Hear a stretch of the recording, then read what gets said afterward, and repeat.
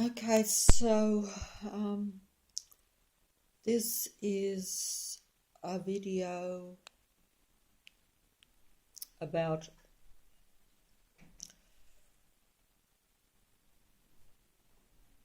people, human beings,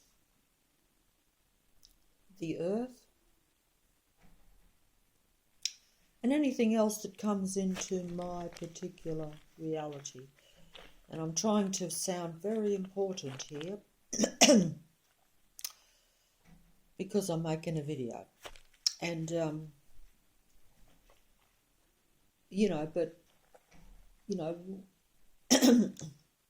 I normally say we're human beings, natural beings, spiritual beings in a physical body in an artificial world or a matrix. Because even if it was artificial, a matrix means that, like in the movie, matrix is control. That's what it said in the movie, and that's essentially it. So it doesn't matter whether... So in a way, I've said this before, it wouldn't actually matter even if we were human beings, natural human beings, some of us, because we have veered away from our from what we originally were in many ways. Just the reality that I'm using a mobile phone means that I'm not natural. I'm an artificial human being.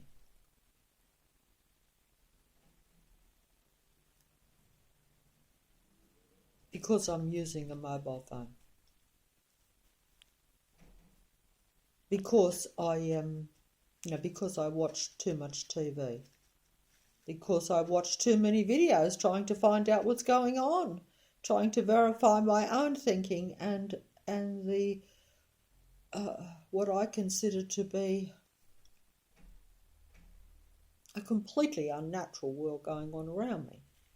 When I say unnatural, I don't mean just that it's technically. I don't just mean that it's technical. I mean that it is unnatural in the way that human beings behave, unnatural in their whole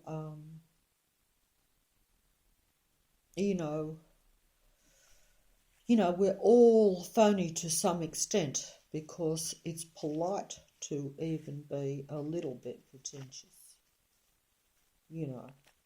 How many times have I thought to myself, and actually this is probably what makes me a little bit more like some people rather than the majority. Most people say, "How are you today?" And your natural reaction is fine, goodbye. Whereas I always feel, false saying that because I know that everything is not fine and I don't feel fine. And you're doing it out of politeness, out of I'm trying to find the words here again.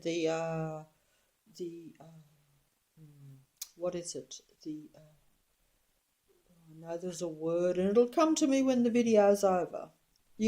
I get everything muddled up when I make a video, as you probably realise, unfortunately, and I shouldn't be making videos for this reason. And in fact, if we weren't in the end times of a major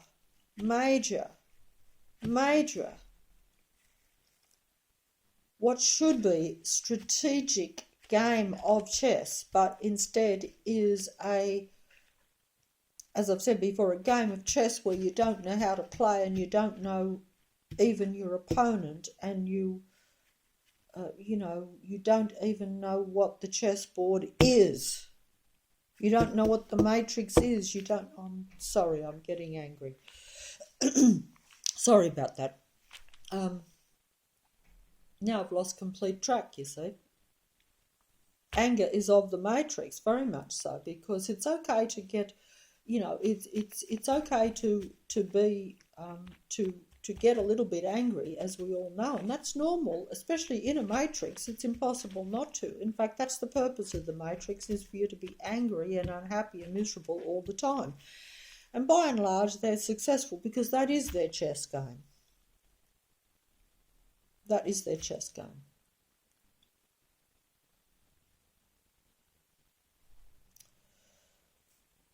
And I've lost the video before I even start.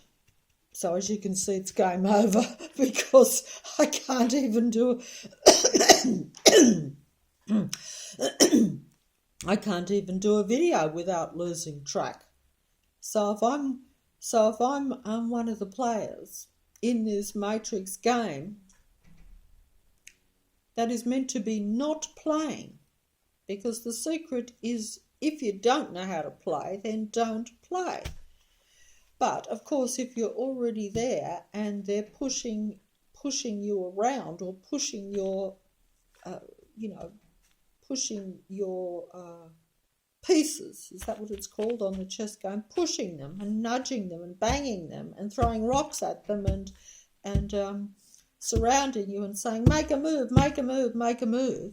Well, then you will eventually make some move, won't you? But it will be a move made in anger and in haste, and it will be a reaction move.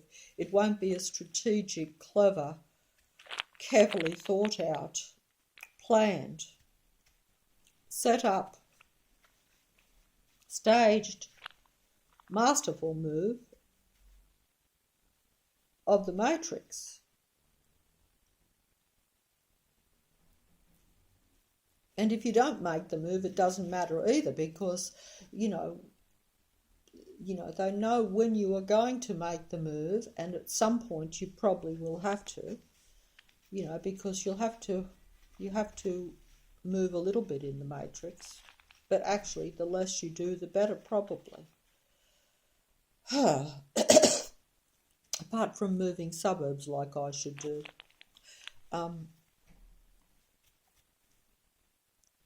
But at any rate, I don't normally write things down, but sometimes I try to. I used to write a few things down, just so that it would jolt my memory to know what I was talking about before I made a video. Like I might say, oh, well, I think I'll make a video, on a particular movie or something like that, so I'd have to write it down. As you all know, though, the dog will pee on the paper or something like that, something will happen. But it's interesting because I can see that I wrote something down. Yes, I do have a pen. Actually, it's not a pen, it's a texter. I didn't have a pen. I'm just making jests there. But, and most of you won't know what I'm jesting about, but sorry about that too. This is going to be even worse than the other videos. And it really is no laughing matter. But the old saying, some people laugh when they feel like crying. So, but I noticed I wrote down on a piece of paper, original is not the best in the Matrix world. So the original is not always the best in the Matrix world. I wrote that down, and now I'm wondering what I was trying to tell myself, because obviously when I wrote that down, I had the idea that in this Matrix world, even what you think is the original is not really the best, because it is such a confusing trick world. It is a chess game, and in this chess game, not everyone that is playing in it, not every human is like myself, even, where I'm very haphazard, and even in making the videos, half the time I'm just all over the place. No, some people do have it together, and are aware that they're in a chess game or in some form of game. I just use chess because that's supposed to be the clever kind of mind game, isn't it, played? And it's not a physical game, but this is a physical game too. This is a physical game as well as a mental game. But in my own way of looking at it, even low, it is a strategic physical attack on the body, which then brings the mind down. So it's a psychological game, a spiritual game, if you want to take it to that level. I say it's a psychological game, but because it involves so much more than what we're aware of, it is a spiritual game, which means it goes even above the psychological. But the psychological will use to bring you down spiritually. I'm not sure if I made sense there, because then I should be explaining what spiritual is. And of course, I've had problems with that in the past, because it's... and I don't think I'll go on to it. I'll try to just keep on to something here. But yeah, the original is not always the best. You know, in a matrix world or in a matrix earth. That's because it is all largely make-believe, if you want to look at it that way. And because... you know, the mastermind behind the Matrix God entity and its disciples, or its children, or its relatives. I'm trying to be specific without being too specific. You know, I always ramble on about the demigods. They're the visible... I said this in the last one because...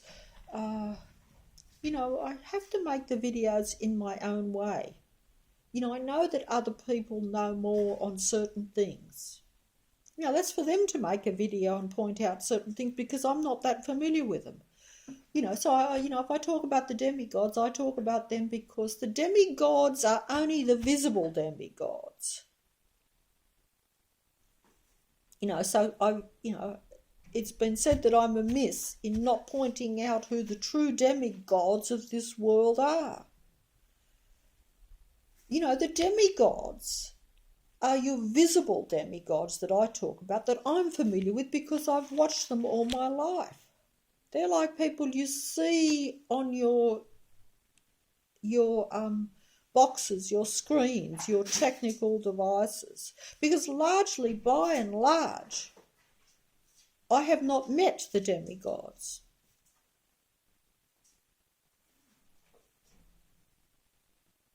I have not met the demigods. But I may have met demigods that are the invisible demigods. It's possible, because I wouldn't know. In other words, those that run the Matrix, or that control the Matrix, or have the most power in the Matrix, or have the most input, who even pay the visible demigods. You know, those that we worship. Those that are famous, rich and famous, shall we say. Yeah, rich and famous. That's what I mean when I say the demigods. Or they don't have to be rich, but they have to be at least visible. And I wouldn't know how much they make anyway.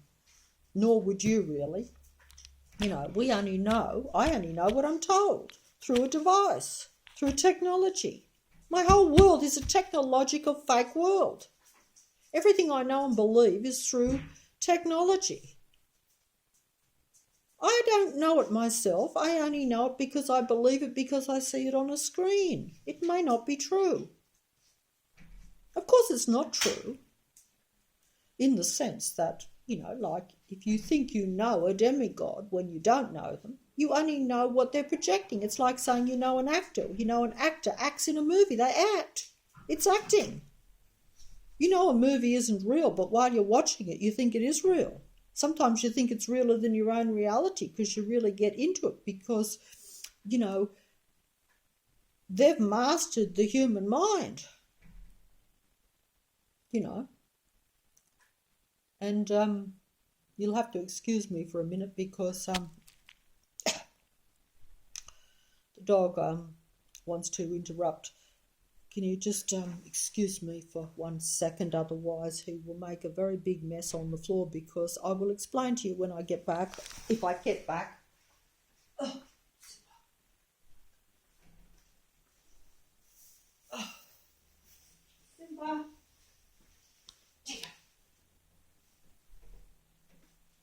Oh, wait a minute.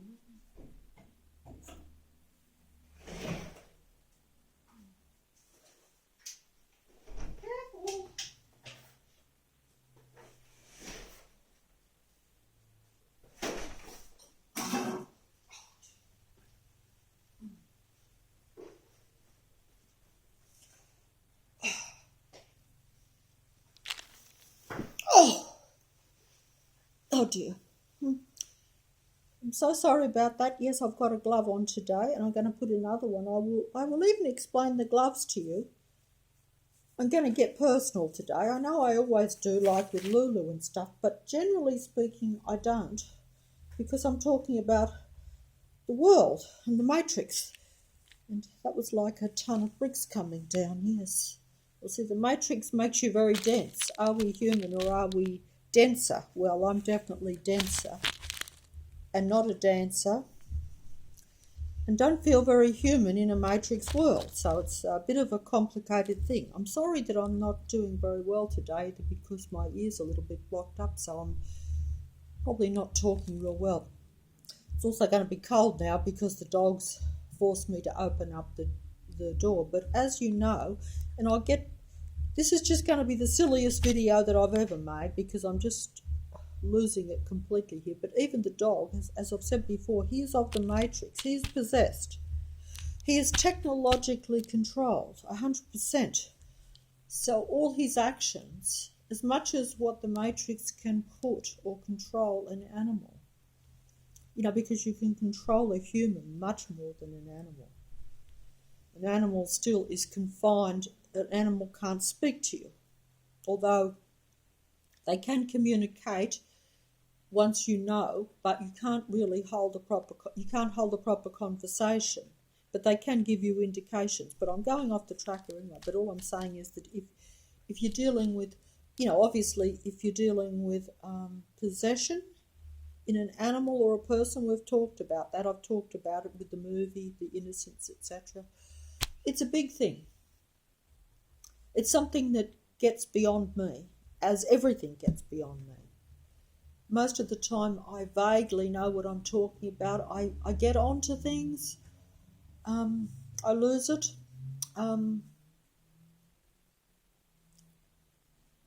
But anyway, the dog's coming back in now. So that means I should go and close the thing. See, it makes for a very amateurish video, to say the least. And mine are pathetical at the best of times, as you well know. But, it's cold now too with that door open, because we're coming into winter here in Sydney, Australia, in Leichhardt. I am in Henry Street, Leichhardt. If ever you're in the neighbourhood, do drop by and have a terrible time. I have to say that because it is. I'm laughing, but the only time I do laugh is when I make a video. And,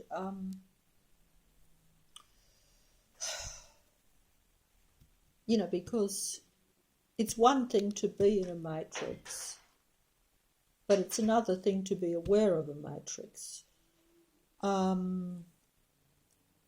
are two ways of looking at that. It's a bit like in the Matrix movie when that Neo character realised that he was in a matrix and that nothing was really real and that his whole world was false. He actually couldn't deal with that reality temporarily. Oh! Not sure if that was the Matrix or me, but the wind was blowing very through the thing, and there is a thing about the wind. I'll just have to try to get something here. There is something about the wind. There's something about the wind that is very much connected to the God entity and the matrix. This is just my own personal idea or belief, or what I think is so, what I've observed, because the wind often sounds angry and like like when you're watching a horror movie and it howls and it comes through. The dogs just come through. The possessed animal that is possessed technically by technological being,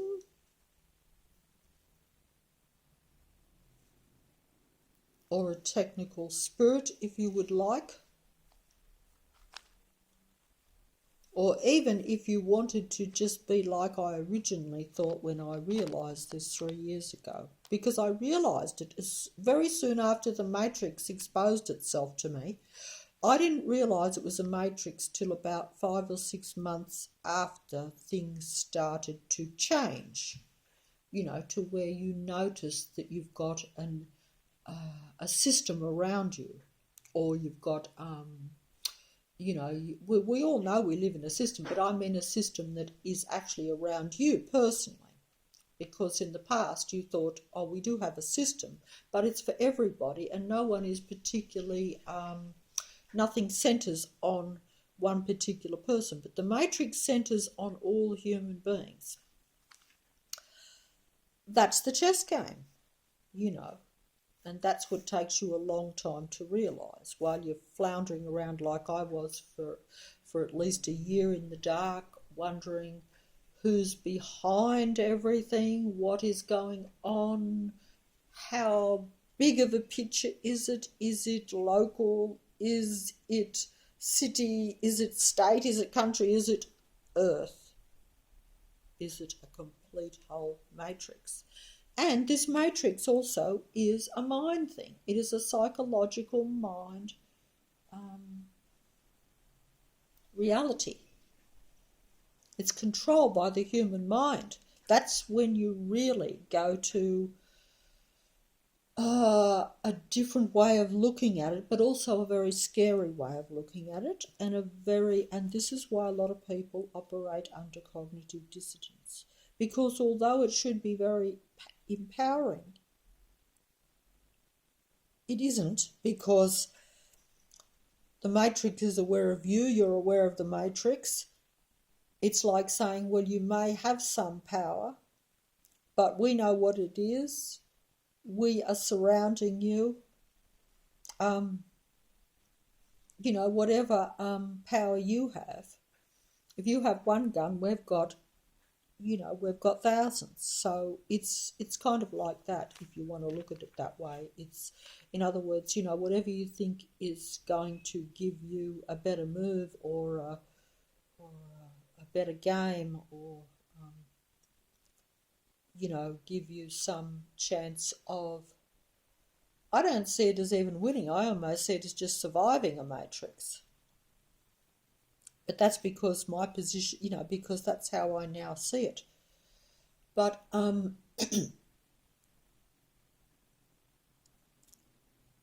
shall have to go and close the door, because I'm actually getting quite cold here, because the dog has opened it up, because it's a good way to stop the flow of the video. I should be deleting this video. I say that about every video, and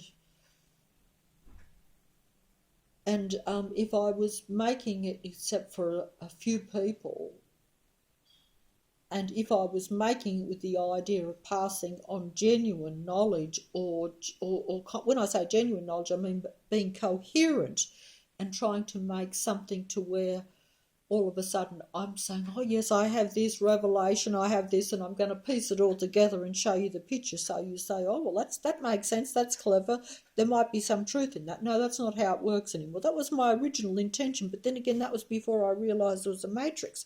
I was just trying to point out originally, in desperation too, I might add, to convince a few people, locally almost you could say, that perhaps maybe, we're following the wrong things, or our behaviour, even at a very local level, is not really that beneficial to you.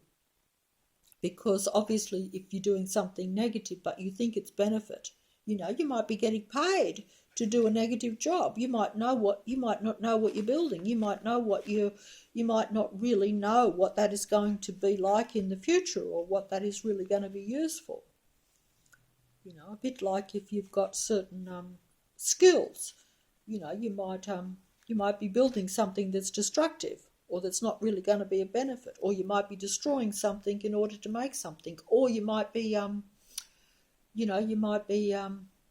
You might be hassling the wrong people, instead of the right people, or you might. It's like everything in the Matrix. Everything is convoluted, and that's just putting it very mildly. I make mild videos, but the Matrix is not mild. The Matrix is like that wind. It can blow up and it can blow at gale force if it chooses to. As we now see in the world at the present time, which it may get better, but it's still showing you its ability and its power. It's showing you what it can do in the blink of an eye. It's showing you it can give and it can take away.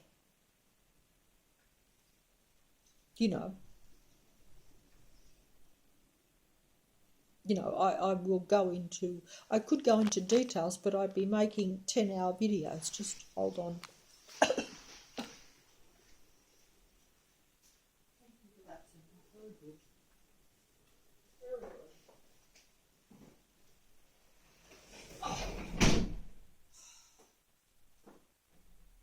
Thank you for that. I'm going to put you in a video one of these times.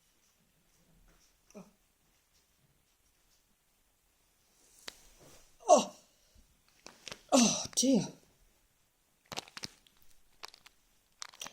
I'll probably knock the thing over again doing that. That's the whole idea. Now I'm uncomfortable too.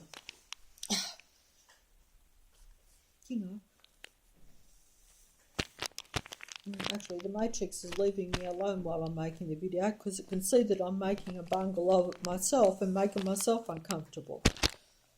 It really does have a very big laugh.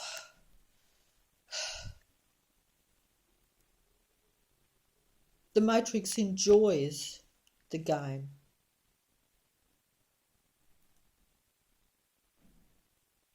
We don't want to play. We just want to be left alone and,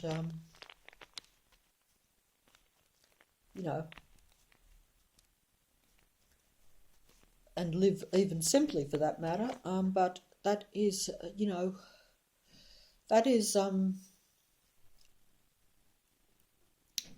because it's a human thinking matrix at its core and a human vibration frequency matrix at its core,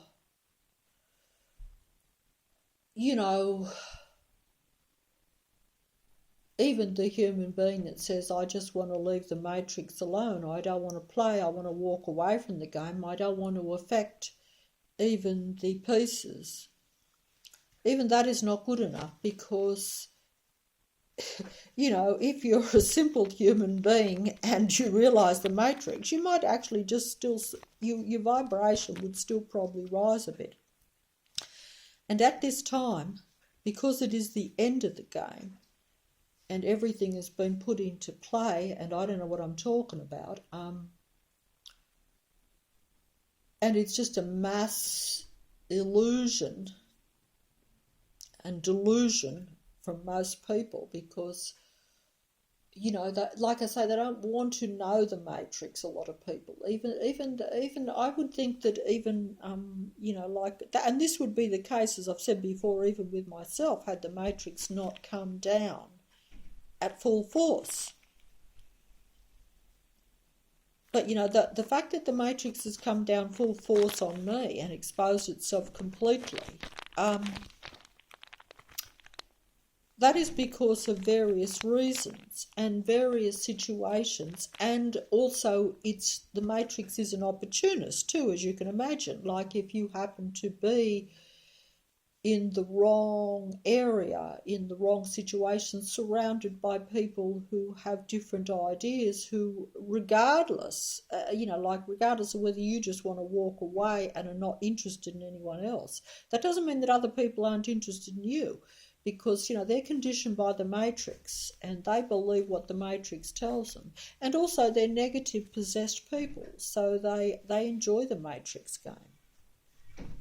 They enjoy toying with people, just, like sometimes children enjoy doing naughty things. And they don't actually care about the consequences. They don't care if they disrupt or upset an adult even, when they're real little children, because they think it's just all their little. They think they don't know. They don't think. They don't basically don't think, and that's actually and that is true of people now. Not all people, but a very large number, because of the personality types. The personality types of, I keep rambling on about the psychopathic narcissistic personality type, and this personality type lives completely in the moment, largely. So therefore there are no consequences. They don't see beyond their own feedback.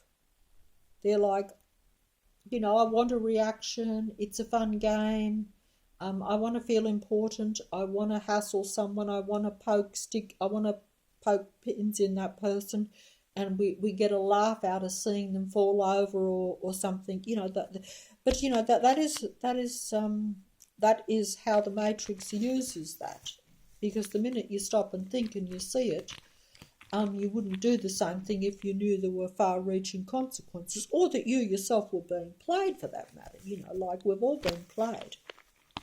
I'm aware of the game, but I'm still played. So imagine if you're not aware of the game, or not aware of the Matrix, or cannot deal with being aware of the Matrix. Like even Neo in the Matrix movie at first wanted to just get out of there, didn't want to see that reality. He sought the truth. He sought to know what the Matrix was, but when it was shown to him how bad it really was, how extreme it really was, he's like, get me out of here, I can't deal with this. No, this can't be true. You see, that's the problem with looking even for the reality. Some people, even who are looking for the truth, don't, you may not like it. Unless you enjoy playing to some extent.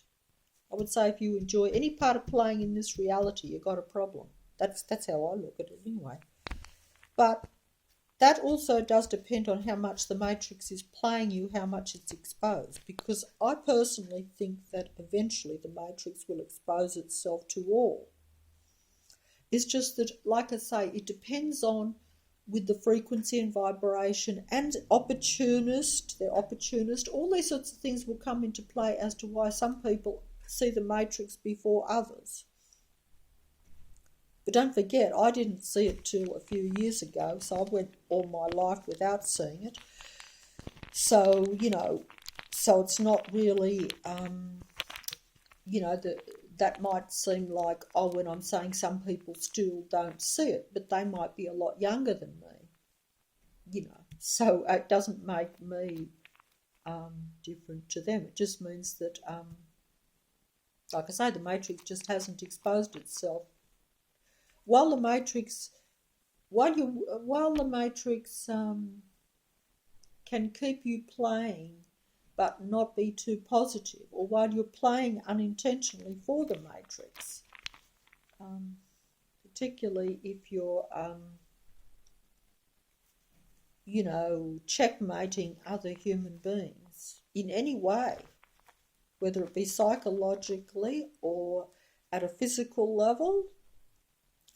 Everything is frequency, vibration, and energy, they say.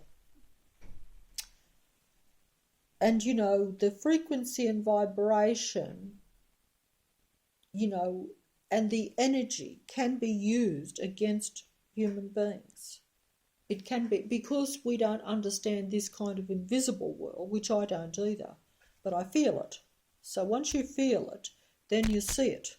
You know what I'm saying? Or once you hear it, then you feel it. Then you see it. It becomes a physical reality. Like I've got the tinnitus in the ear, so I heard the sound. It was the wrong frequency. It was a negative matrix frequency. It then brings on a ringing and noises in the ear and affects the physical. So then you have it becomes a physical energy. The energy then becomes, I don't know what I'm talking about here. The energy that has been sent is a destructive energy, that can create physical problems or cause physical pain or discomfort.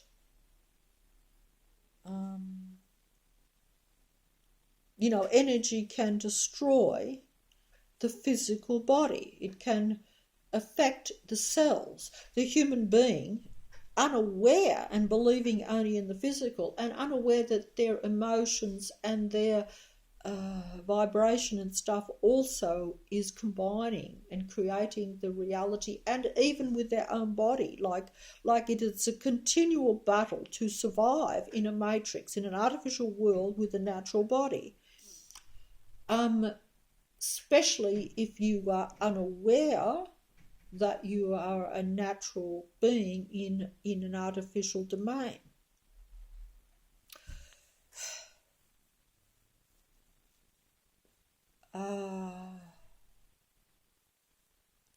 But either way, because it is the end of the game, and because there is technology all around and openly used by all concerned in the matrix, by the demigods, by the invisible demigods.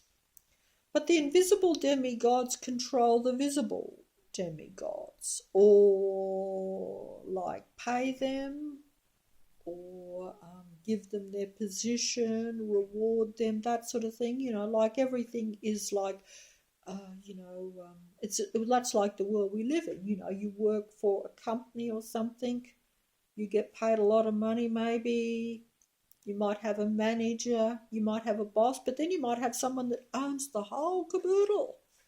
They're the top people, the top matrix controllers,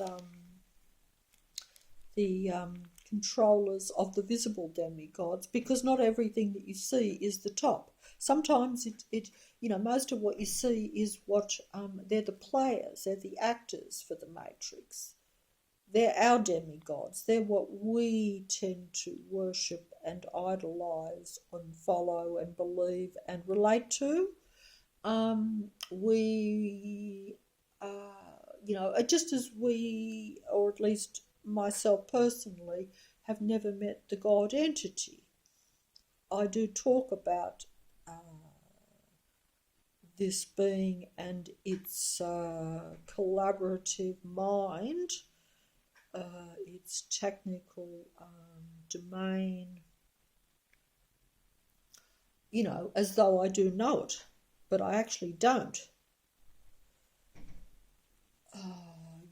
I see it as a collaborative effort, and that is why I give the humans so much accolade now,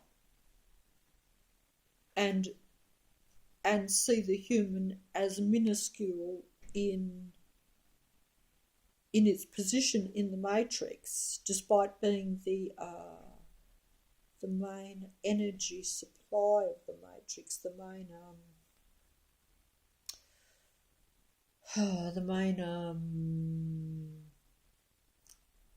thing that makes the matrix seem like a real Earth, as opposed to a technological matrix, which is what it really is.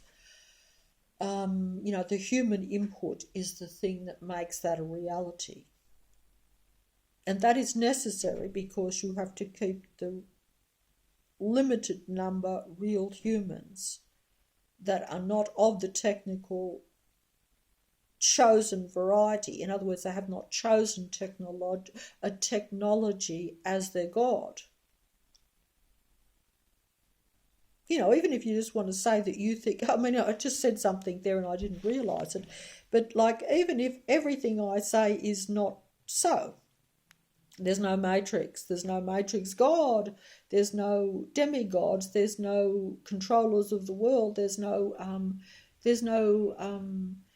humans that use technology, or incorporate it into themselves, or that think technology, but just the reality. And I've lost my plot here before I started. I had the point there, but just the reality that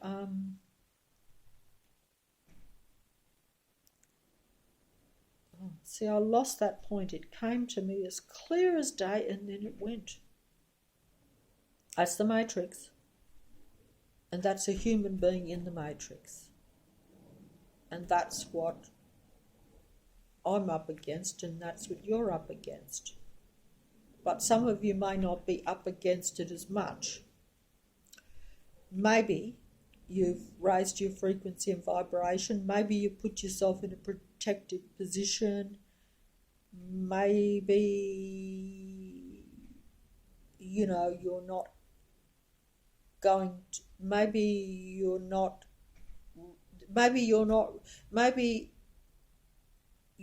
in a position to where if you make a move, you will have any potential to checkmate the Matrix, if you want to look at it that way in the chess game, because it really does depend on how things have fallen and what the numbers are. I've gone off the track here. I'm so sorry. Oh dear, dear, dear. The point is that even if there was no Matrix, no nothing, there are people in this world now, even if it was totally natural world, right? And I mustn't bang because it affects the thing. Even if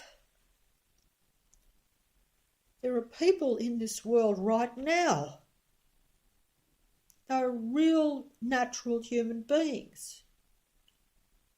But, if they're playing a video game on a mobile or on a computer, on some device, some technical device, they're believing what they see on a screen. They worship that. That is their God, because they think that makes them better. They think that is the knowledge. They think that makes them clever. They think that gives them intelligence. Because we live in a world now where, and I've been like this myself, so it's not a criticism, it's a reality. But at the same time, if you don't realise that you're thinking and you're feeling, and that is much more valuable than the intellect, because the intellect and the intelligence and all the information is very much only for the Matrix world. I don't know if I'm explaining that well. But if you believe in that world, as most people do, you believe in this natural earth, you believe the technology has a benefit to you, you believe it's like a book. Most people in the past would have said a book is education.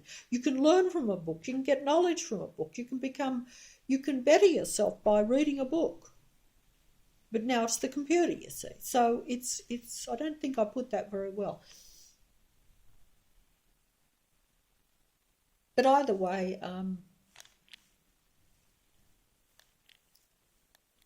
see, even books can be changed.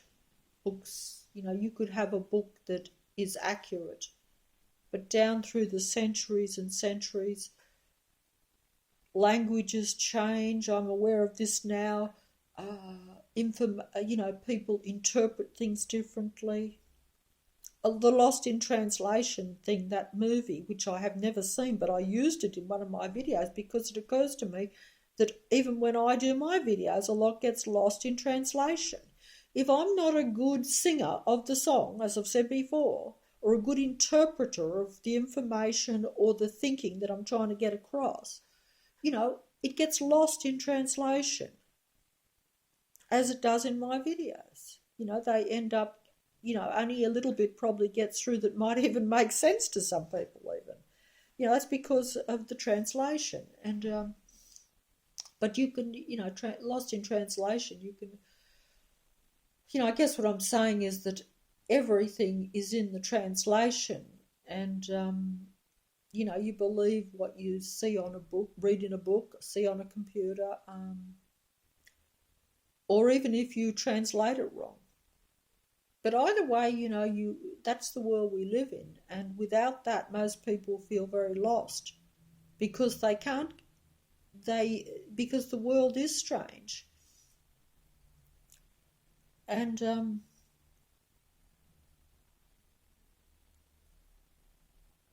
And they think they're meant to look for more, and they probably are. But usually if you're looking through technology, you're looking into the matrix and what the matrix wants you to see. So you're looking at everything through the eyes of the matrix, not through your own eyes. Most people would say, well, I can look at something and decipher it and make a choice myself. That's because we think we can do that.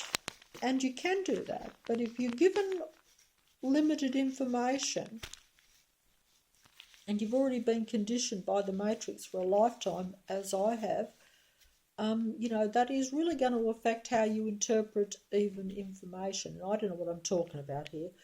And as you can see, some people might say sometimes I talk about, people talk about the earth, the world, the matrix.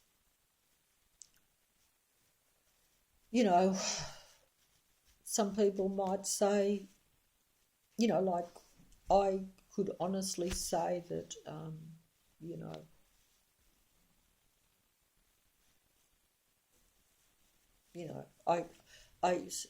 it might sound negative to say, oh, I don't like the earth, or I don't like the world, or especially now. And I wouldn't have thought that I would ever hear myself saying I don't like the world, or I don't like, particularly when you use the word earth, because that tends to imply a natural world. I believed in a natural world. And so it sounds negative to say you don't like, the earth or the earth world, or but I now see it as a matrix. So I would say, no, that's not true. I do not say that I don't like a matrix world. No, I couldn't. I think it's actually not true. No, I actually loathe a matrix world. I have no time at all for a matrix world. None at all. Like a matrix, not like, no. Like is a friendly word. When everything becomes negative and you can see hardly any positive, it is, but that's because we're at the end of the game, and so everything has now gone more into that. There's a lot more of the matrix visible. The matrix is now, at this present time, actually very visible, and yet it is still hidden from some people, even though it shouldn't be, because it's very visible right now to even, like it wasn't, it's visible even to those who would have said, oh, we live in an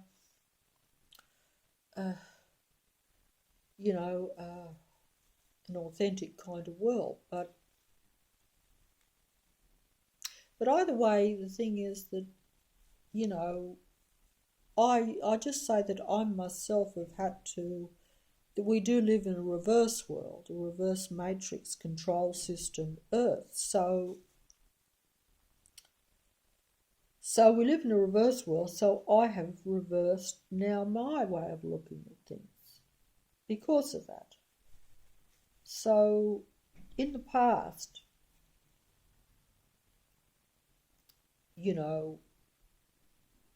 I would have said, look, I'm a bit antisocial, and there's a lot of people, and we tend to be faulty and complicated. And of course we're faulty and complicated because we're in a matrix world. We've been made very faulty and very complicated. And we're complicated, but we still don't know what's going on. We still don't know our world. That's the black comedy of it. If you want to look at it that way, black comedy. Black comedy is black comedy. Never liked black comedy too much, but it's but making sense here, but like I say, in the past I would have said, I find humans too much for me. Because when you realise that it's understandable in a way, because you are dealing with largely psychopathic types of people. And I was dealing with them even when I was younger, and now they are like the majority, whereas I did assume when I was a child and when I was much younger that it was a minority, even though I didn't actually know what a psychopath or that thing was at that time. Like I say, I only discovered that a couple of years ago when the Matrix immediately then unfolded itself to me the minute you start to see it indoor. Because human beings are like that. Once they start to open their little buds a little bit, the whole flower can come right out. We do tend to be like that, where we only need a little bit, and then sometimes we will follow it ourselves, and that was what was going to happen with myself, which was why the Matrix closed everything down very quick, particularly if you you start to see what is spiritually valuable. By that I mean, even if it's something as simple as, like in my own case, where you say, hey, I would like to have a little bit more freedom. I don't want to be closed in. I don't want to be restricted by all the people around me to where I'm squashed down to nothing, and to where you don't feel that you exist. And that's what happens sometimes, like you can take a certain amount of suppression, and you even will go along with people and situations and even the Matrix to some extent. It makes sense. It keeps the peace, shall we say. But once you get pushed down to where it's like you don't exist at all, and even basic kind of basic things that you took for granted seem to be being hindered, and you get frustrated, and you can't find your way out at all. Almost you feel that you just basically feel as though you don't exist really, and that's how you actually do feel in the Matrix when it exposes itself completely, because you can't control the physical, psychological and mental energies, negative energies that are coming at you all the time. And this is 24/7 too, so it's not like you get much of a break either, because human beings also are very resourceful and very regenerative. That's the funny thing.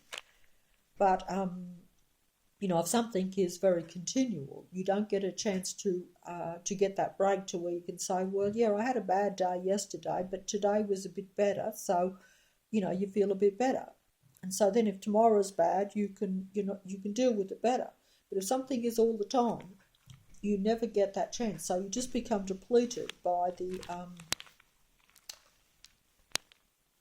by not only humans, but by the technology. But the technology is operated often by negative humans. So you're dealing with energy. What you call vampires, that will take your energy. Human beings that take your energy at a physical, psychological and mental level, at all levels.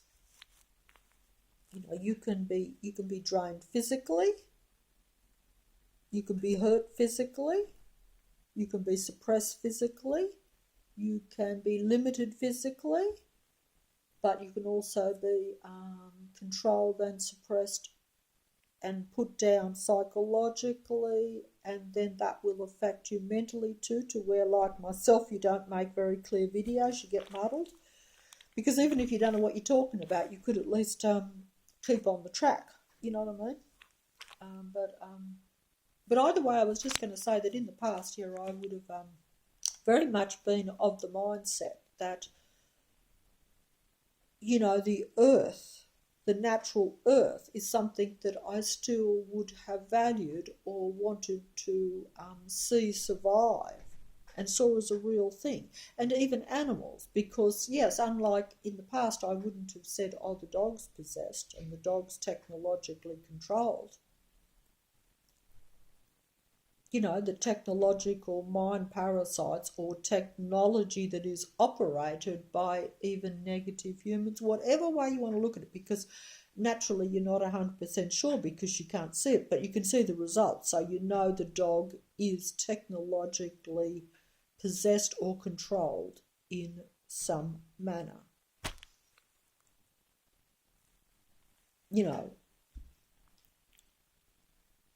But as there is an energy thing going on, an energy thing going on as well, it kind of makes sense. And I was informed of this and I've observed it. So, like I say, with myself, if I hear something, I won't necessarily say that is so, but if I hear something and then I see it in front of me and I see it like with the dog right in front of me, then I say, well, okay, that seems to make sense to me. Because see, even with the dog, like, he is in close proximity to me. So there's a duality benefit to controlling the dog, but also if the dog is possessed, to where there is actually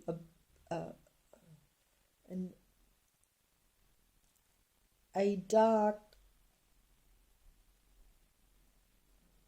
technological spirit that possesses the dog, and the dog is close, then it saps your energy, it benefits. It's like what they term vampires suck the blood. That takes the energy from human beings. Well, these can take energy without even taking the blood.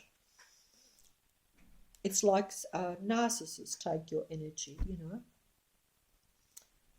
They enjoy negative energy. But they just enjoy human energy because they lack the energy. They don't have that. Because they're all intellectual and that sort of thing. And because, and here I'm going into fairyland and perhaps I shouldn't be venturing on, I've mentioned this before. That's why I say with videos, you really have to combine everything because we live in a complicated matrix mind reality. You can keep it simple, as I try to do, but at the same time, it is still a very complicated situation now because, one, I don't understand it and I'm not at that level and I'm not an intellect. And I wasn't a spiritual one either before not that long ago.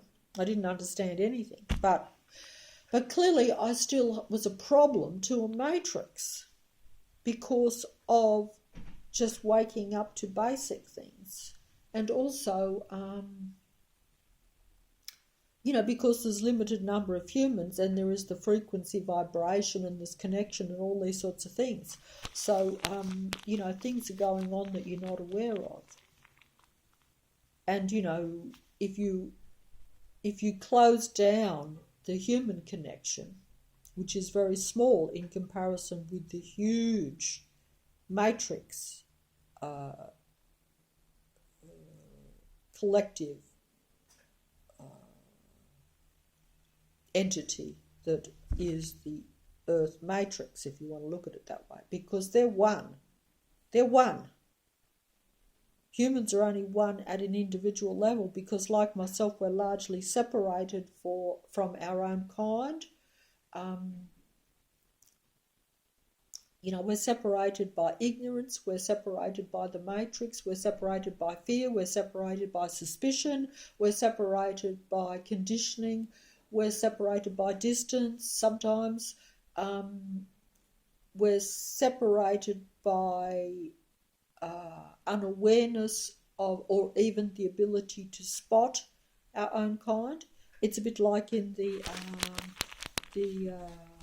They Live movie where the fella needs the sunglasses to put on to where he can tell the different types of people, or the non or the more technical types of people, or the non ones that are not going to help him, that are actually, trying to get rid of him and his type, shall we say, whatever, in that movie. I'm not sure, but he needed the glasses. We do not have the glasses. We're not able to spot, because we don't even trust ourselves. We don't even know our own abilities. As I say, we're right down to the lowest level. So we're playing blind in every single way.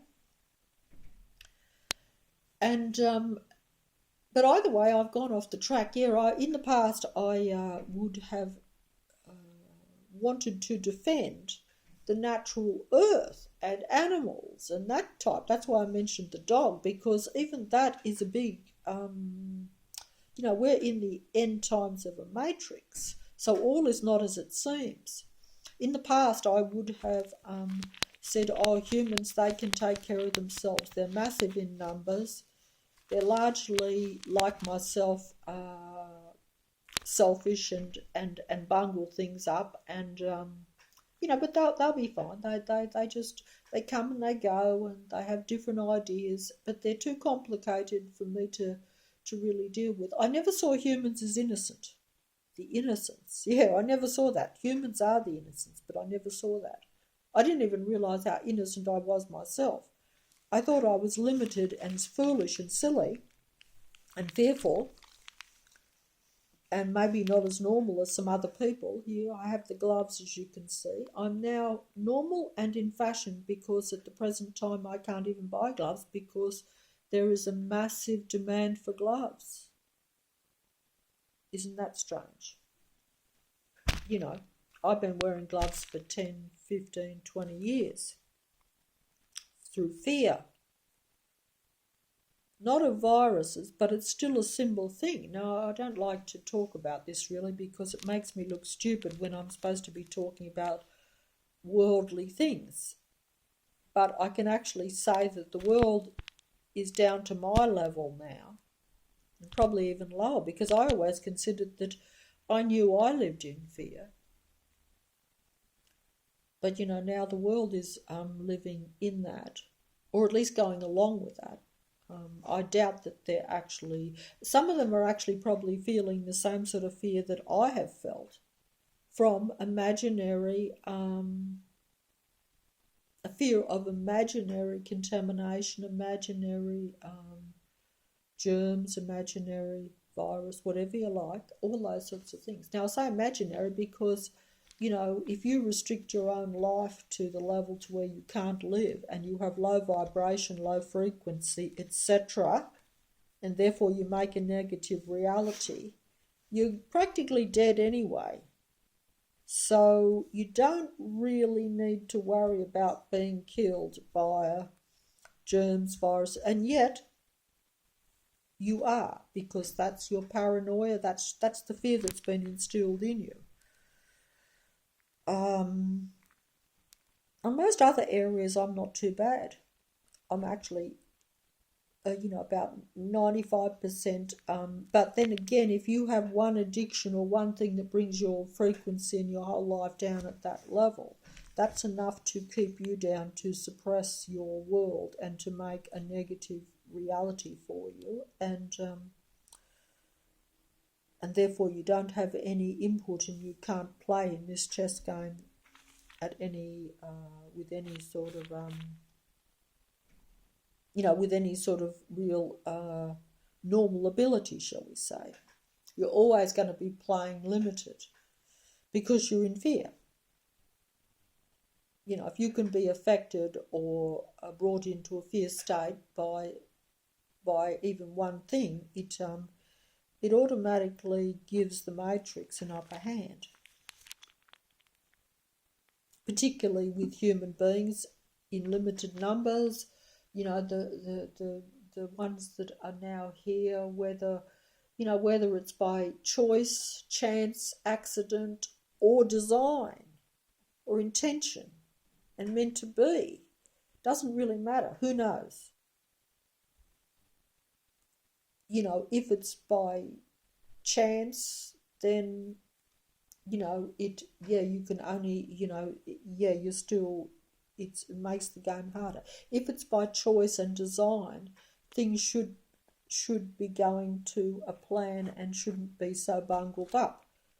But, this is the whole thing. You don't know that. Myself, it feels like as though it's total accident.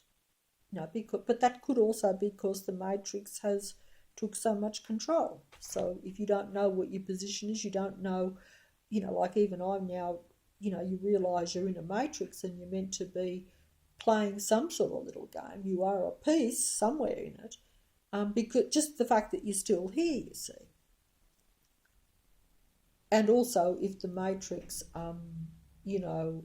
is playing you and going for you, you know that that you are,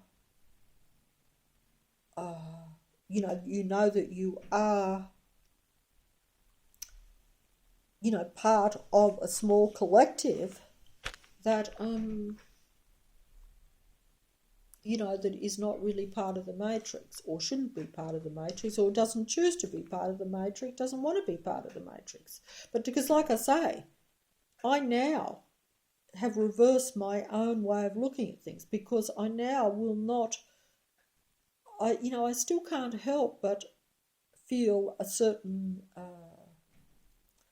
liking for animals and things like that, and still see them as innocent. But I know that they're not all innocent. Because it's the end times, most real innocent animals are not in the Matrix. The only thing left that is innocent in the Matrix now is a few human beings. That's the complete opposite to what I originally thought, where I thought, oh, look, humans can look after themselves and they control the earth anyway.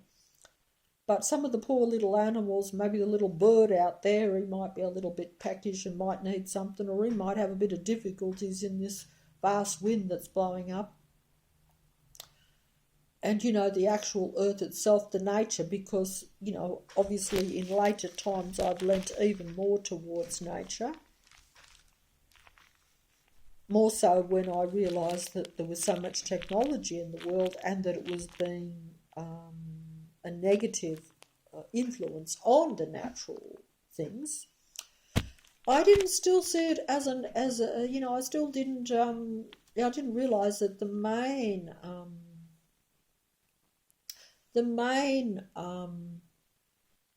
focus for checkmate, shall we say, is the human being. Everything else has already been checkmated. There is no earth, as I have heard people say. There is no earth as you imagine the earth to be. So to defend or to try to protect an unnatural world, to me, I'm not interested in. But those who want to, that's up to them. If you like a technological mind control matrix and you want to defend that, which is what the matrix, God, entity, and all those that are disciples, followers, believers, worshippers, whatever, or even those that don't like human beings. And the tragedy of that is that most psychopathic people don't like other human beings. And they do actually try to be negative to them. So they work for the matrix, as I say. But they actually, I've lost my train of thought, but like I say, they actually are still our kind. They're not matrix, they're not technological beings, but for all practical purposes they act that same way. It's just that they've been taken over and they believe in the technology as opposed to human beings. They will defend that technological world. They will think it's real. they will defend it, they will protect it. They will not protect their own kind, a real human being. They don't realise that that's really all there is. There's nothing else now. That's the difficult thing. It's hard to comprehend, and it's easy for me to accept because I don't have a choice, because the matrix is now so negative. If it was even slightly negative, I would probably be still defending an artificial technological matrix world, or thinking that it was worth protecting.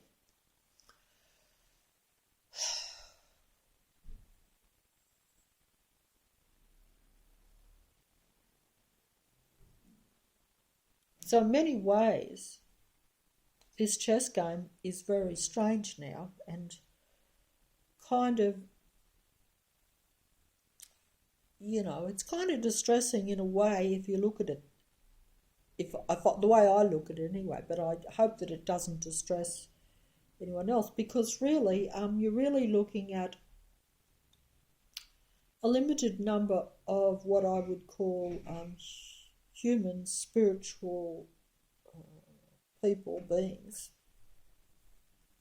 Got to be fancy here instead of just saying people. Because all is not as it seems. That's like saying the dog is a dog. But if he's technologically controlled, it's like that movie, The Body Snatchers. It's very debatable. It's not the original dog, is it? No. Something gets taken over. What takes it over becomes the real person or the real animal. But that is a negative technological entity. I don't think I explained that very well. But either way, like I say, it still comes down to just now. This is how I see it now anyway, and if you don't agree, that's fine. But really, it's just a limited number of human beings versus, instead of being with the earth and nature and the world.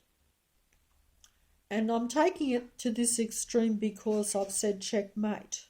Otherwise, I wouldn't do this. And yes, it can fluctuate a bit. But it will fluctuate, but you'll still be pushed back. Human beings, the few that are left, will still be, battling that frequency and that energy. And on a good day, you might giggle for 2 seconds and it might just do something. But look, it's not, but then you'll be just pushed right back smack into the mud. And you'll be lucky if you can get up again sometimes. So I know I won't be able to. So, so you're always having to be careful. You're not living. Like I'm not living. You're not living. You're meant to live in this world, at least. Even in a matrix, you're meant to have life. Not meant to be dead like the technology and like the technological beings or the demigods, all these ones. The gods of this world. They're technological gods. They're not, and when I say technological, that's just a word, but it just means that they're not the same as myself or someone else. That's very hard to tell because they appear to be better versions of real humans. They're everything that we would want to be sometimes even. But that's merely because they're a collaborative effort that is like in Hollywood, where they put everything onto the glamorous movie star, give them everything, do them up, give them the great script, give them the great lines, make them look glamorous and beautiful and superior. And they appear to be so healthy and robust and they appear to, and a lot of them even appear to be able to do so much more than what we do. They appear to be really living. But this is all a facade. I'm not saying they don't live and don't actually have good things, but they don't have life in them, no. Because they don't think that way, but they project that.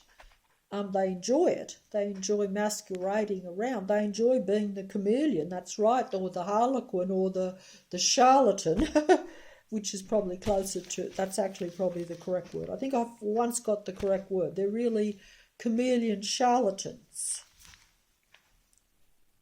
They project the best of everything. And they dance. And then you give them all the admiration. And those that control them then have all the power. They have the whole world at their feet. I'm going off here and I don't know what I'm talking about again. But like I say, either way, it's now come to, this is how I see it anyway. And if I actually, I'm making the video, but actually if I'm wrong, it is a good thing. If things are not as bad where you are, that is a great thing. I can only speak on how I see things in my own little corner of the world. But I have to admit that if I think about what I've heard about the rest of the world right at this very moment, we are seeing the Matrix full time. We are seeing what the Matrix can do. We are showing how the Matrix can control the whole world. You might say, well, that's a natural occurrence. It doesn't matter. It's all the Matrix. I don't care if you want to say something is a natural occurrence or an artificial occurrence, or if it's made by a man, or if it's come from out or whatever. I don't care. It doesn't matter. It's all the Matrix. It is a whole thing. If you don't think that, then that's a different thing. But if you think like I do, that you are in a mind and physically controlled matrix at different levels for the few humans that are left. When I say few, because their numbers are small, those that are a real feeling, pathetical human being, really, because that's what you are in this reality. It's like I used to think animals are poor unfortunate sometimes because they're innocent and they're victims, and if nature isn't kind to them, then they're reliant on human beings to perhaps help them out or whatever. But really that's what human beings are. It's just that they don't realise that, because they think because they're more intelligent and they've got more know-how, that they're not in this situation. They're actually more, they're just as controlled as an artificial wind-up train, or a train that is forced to run around certain tracks. Sure, the road might look free while you're on the train and you're on the track, but that track is controlled and goes round in a circle, like the toy trains. Just got fancy there, just come to me, like the toy trains where, you can't go off those tracks, you can't go anywhere else. But while you're on that train and you're on that track, you think you're as free as a bird. That's the best you can hope for in a matrix. That's the best you can hope for. If the matrix exposes itself, you won't even get on that train, and the train will be derailed or come to a standstill, or there'll be, if you open the window, you'll be met with soot in your face, or the rain will pour down, or it won't work out either way. But that also depends on how the matrix plays things. It plays some people hard and it plays some people lighter. But everyone is being played. Everyone is suppressed to some extent. Actually, fully, really, but it's just that if and everyone is being limited. Everyone is under attack in a matrix. Everyone is playing. And And, you're being attacked by other players, you're being attacked by the technology, you're being attacked by circumstances, you're being attacked by conditioning, you're being attacked by what you believe and what you don't know. But even if you knew everything, which I certainly don't, but even if you knew everything, it would, because of the situation, I would think that you would have to really have a good strategy and be able to maneuver very well in order to protect yourself against the matrix and to keep playing and to keep alive and to be able to make some sort of life in this world as it is now. So as I say, it's really humans against what this is hard for me to comprehend and to actually put into practice, but really I have to reverse my own thinking, because it's really, and I still can't find it hard to put into practice because of a lifetime and because of the matrix too. Like if you're not comfortable with other human beings, that's been your experience, but that they're really your kind. But everything else is artificial of the matrix, and the earth itself is not really something that you really should even be fighting for or playing for in a way. Now, I could be wrong about that. That's just how I see it. But, I wouldn't say that you should stop playing for it.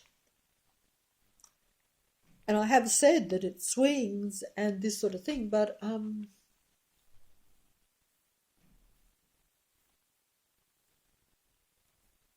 like if you like, I can't get my head around this because it's all too much above me, as you can imagine.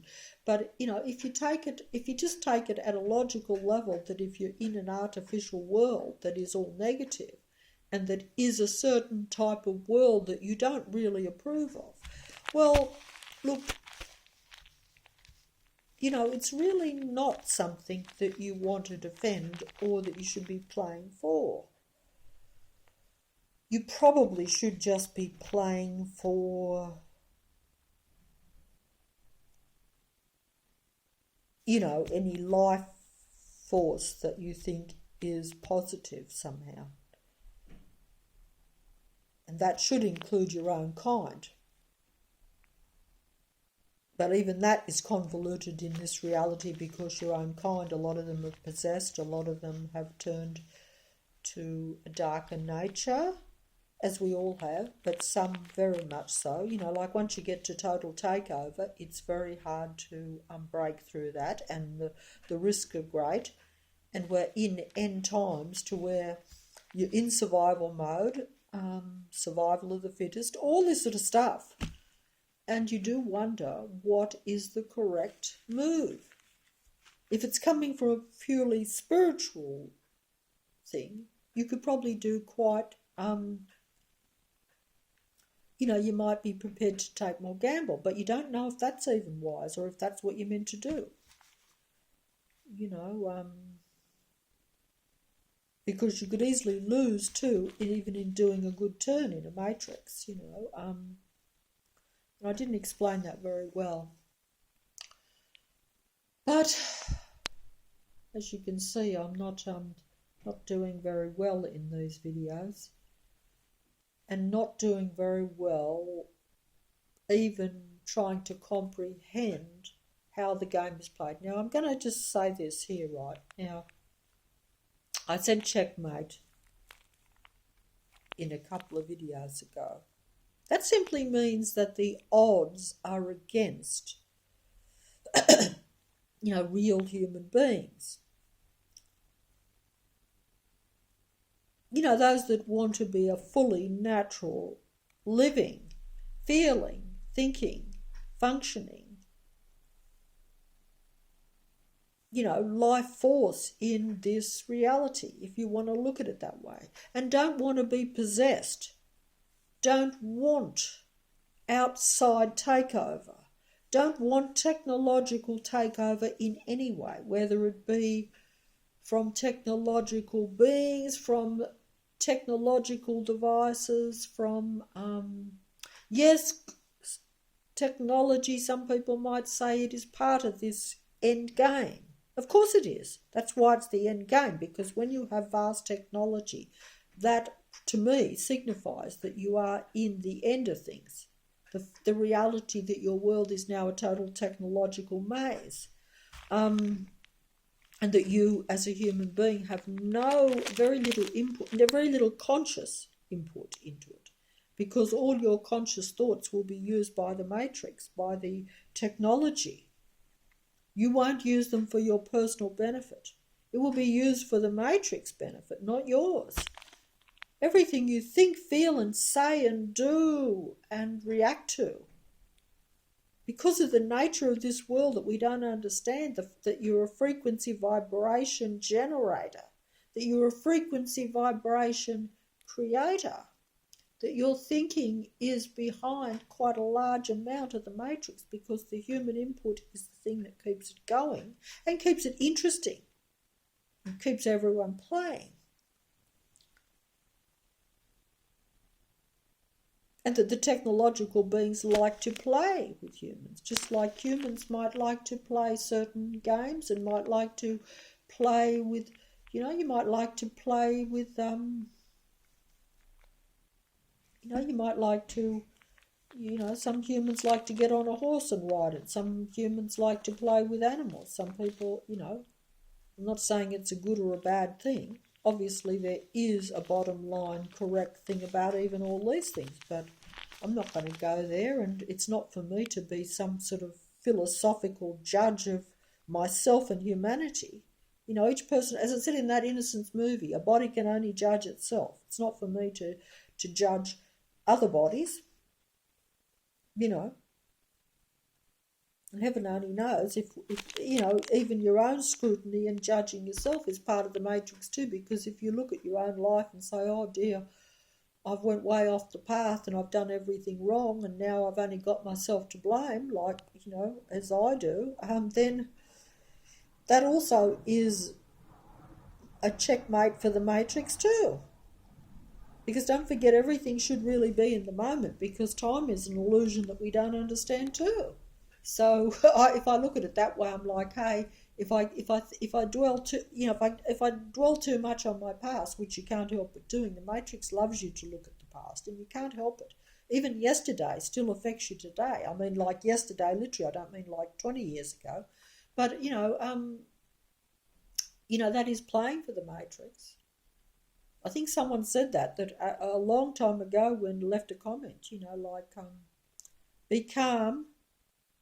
And put everything behind you, and that's, if we all did that, that's right. It would be a lot easier. But even the matrix, it won't let you do that, because if you're prepared to do that, even at a personal level, which also is hard, but if you are, the matrix will then hit you physically and psychologically, because the people are all around you. It doesn't have to be, when the matrix comes down, you are surrounded by strangers. They're not people that know you, or actually, they're just psychological and physical, negative, psychopathic vampires that want to feed off and get their energy by bringing yours down. This can be done by physical energy,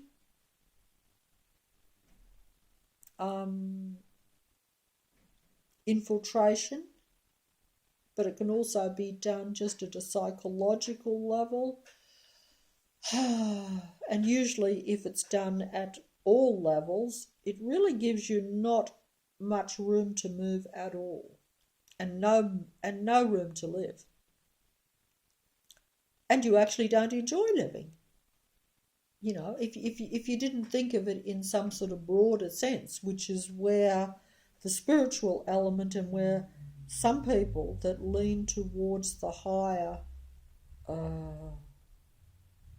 beliefs and higher and place something above themselves or look to a higher source or a higher, you know, then that gives them a lot more, they do better in the matrix. I try to do that, but it does elude me quite a lot of the time.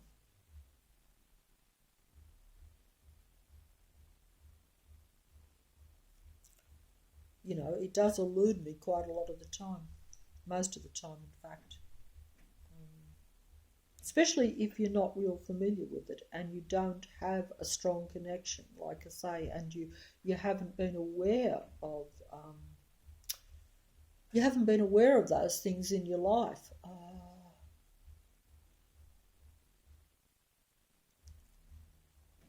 But I'm getting a bit sidetracked there because there's matrix, so-called music coming from outside.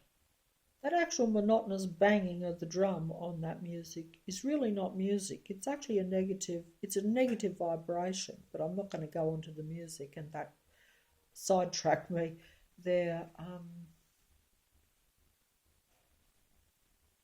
Now, what else am I going to go on about? I'm trying to... Oh, yeah, I meant to say, yeah, the chess game. Now, the chess game. This is part of the matrix. The matrix has to provide a certain amount of true information or a certain amount of the reality in its reality. This is because there is a spiritual component, I think. This is where I went on to this kind of idea, because otherwise, as I've said a million times, you know, you don't usually show your hand or some truth to your opponent if you're playing a game.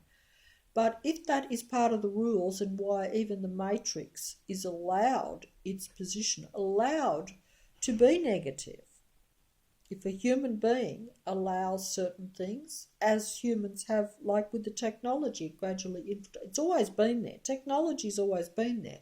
The technological being and its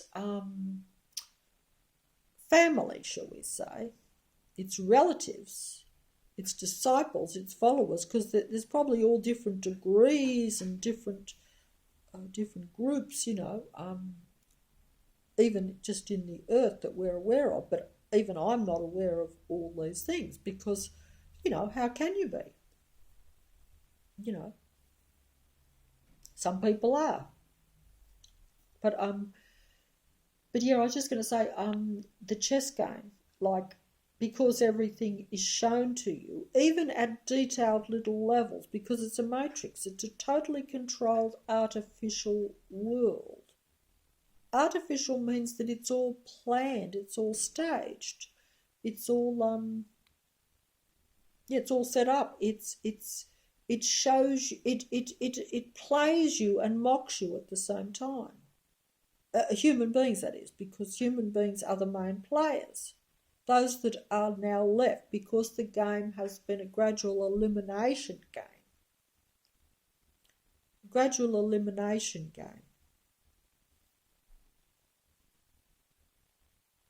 And even that may not be so. You know, it could be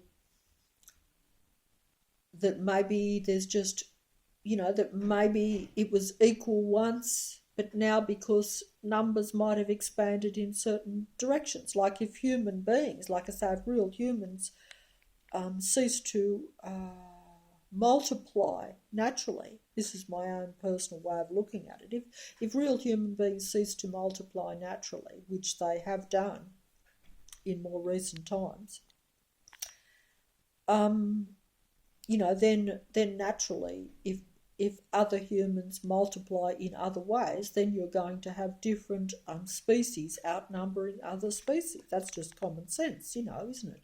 If lions don't reproduce naturally anymore, but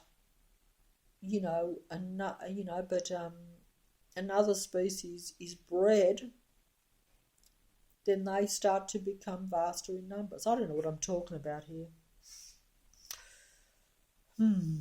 But either way, get back to the chess thing. Oh dear. Sorry about that.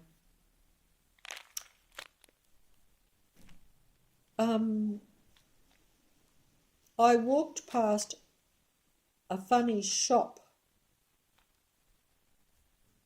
only about a week ago, not far from here at all, only a stone's throw.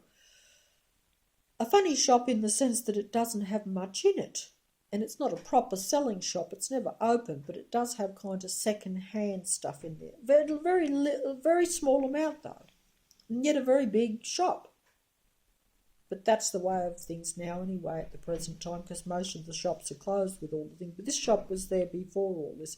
But anyway, I was went past it, had to go past it about a week ago. And always have a look in the window so that way I don't have to look at the matrix. But you can't avoid the matrix, you see. And that way I don't have to look at the matrix traffic and the matrix mayhem.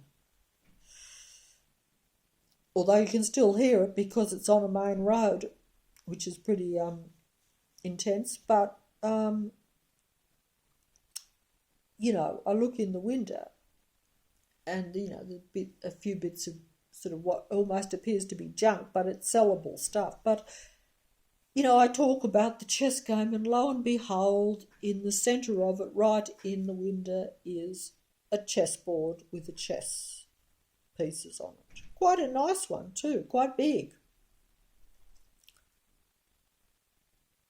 And of course, since I've mentioned chess, I've seen a lot of chess stuff too. Even in films, I'll turn one on and I'll be playing chess, because the Matrix does love to mock.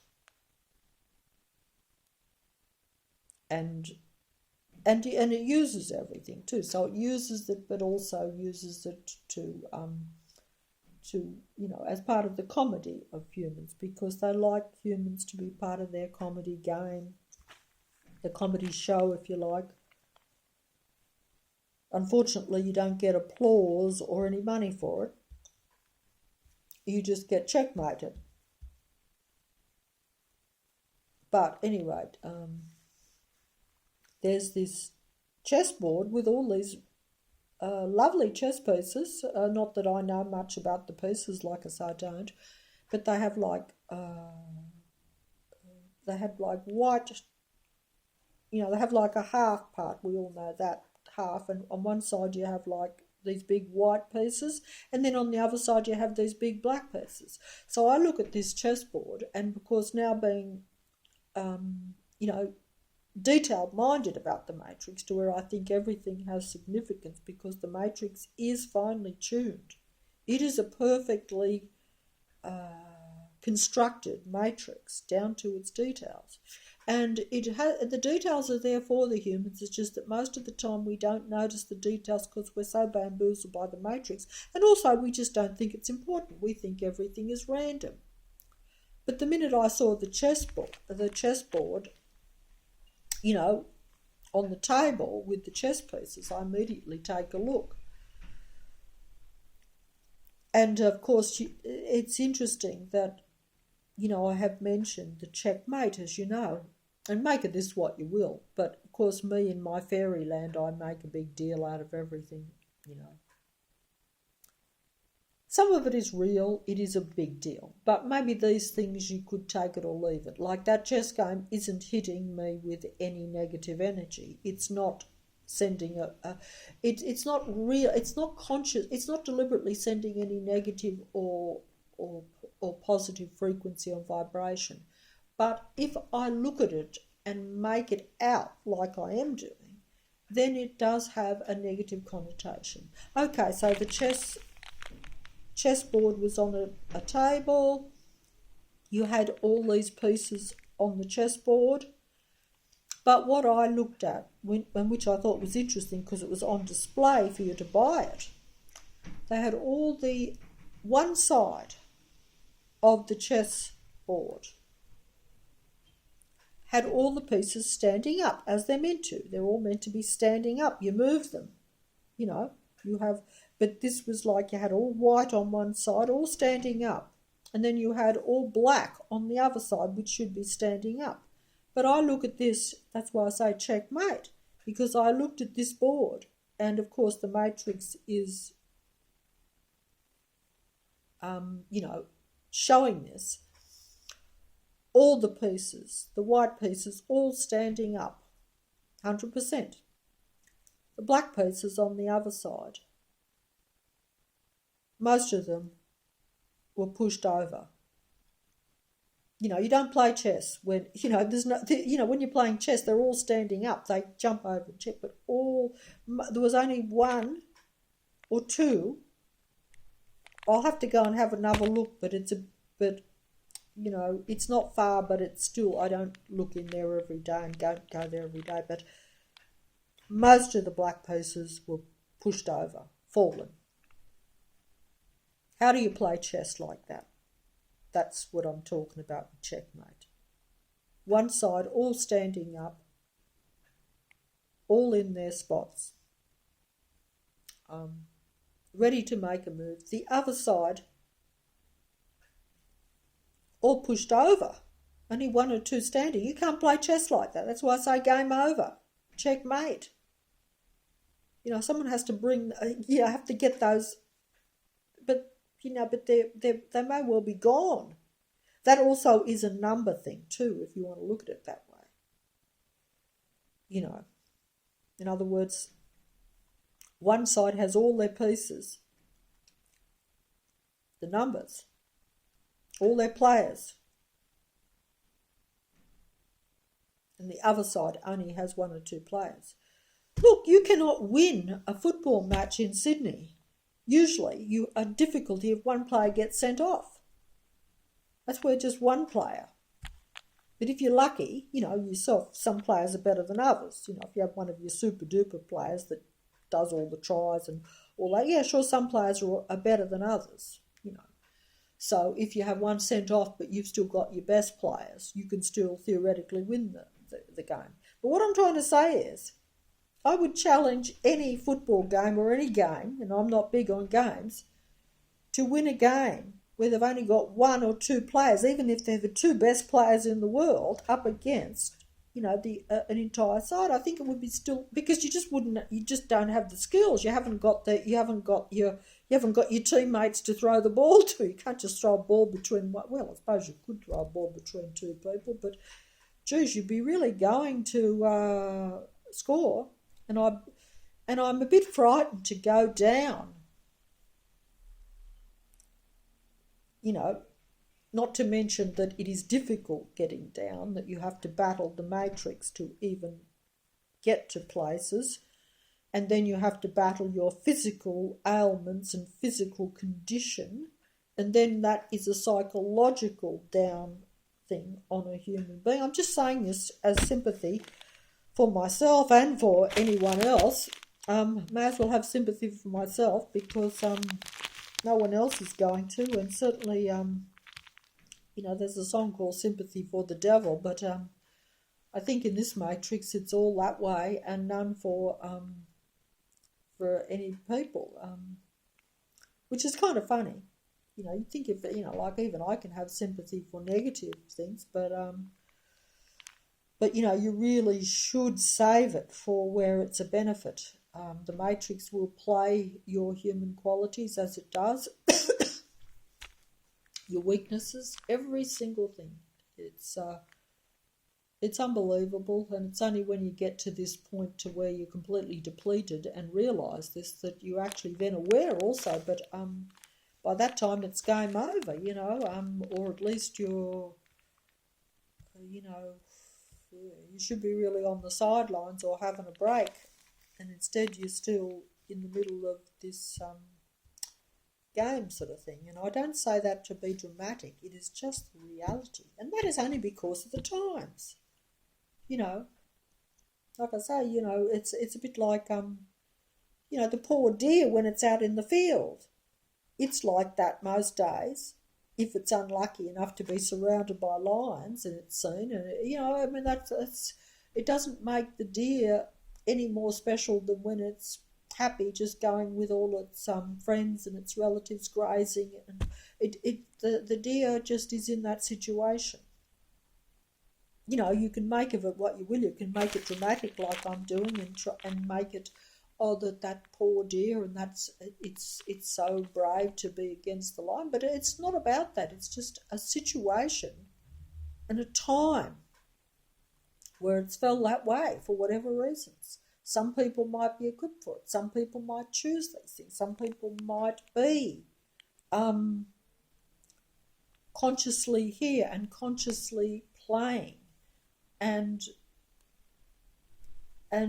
they see a benefit, whereas others might just be like the innocent deer, or like myself, to where you just really wonder why you're in the position even, and then you have to figure it out.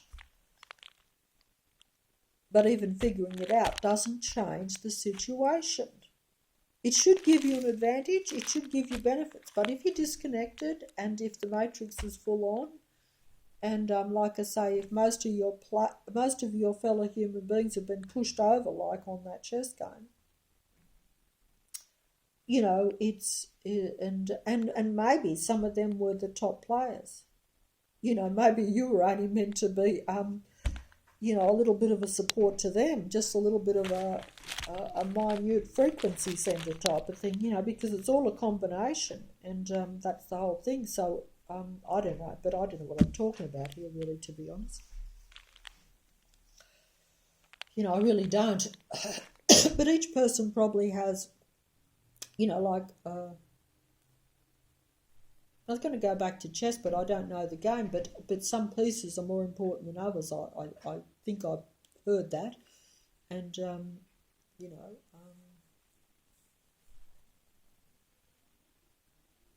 but that doesn't matter, you know. It matters as far as winning the game, or even holding the game, or even just keeping the game going,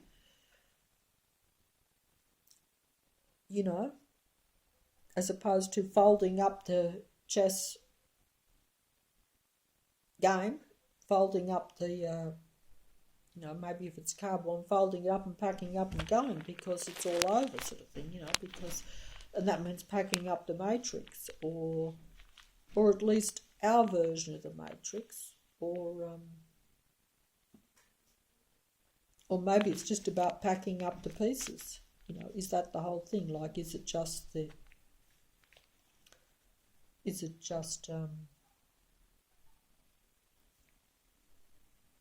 you know, taking over the human sort of thing, you know, like checkmate. You take the piece, you take the king, or you take the queen, or whatever it is, the different, I don't know all the pieces. I've heard of king, queen, pawn, I think. I think there's a knight or something as well, but I don't know what they all are. But either way, I should have checked that out, shouldn't I?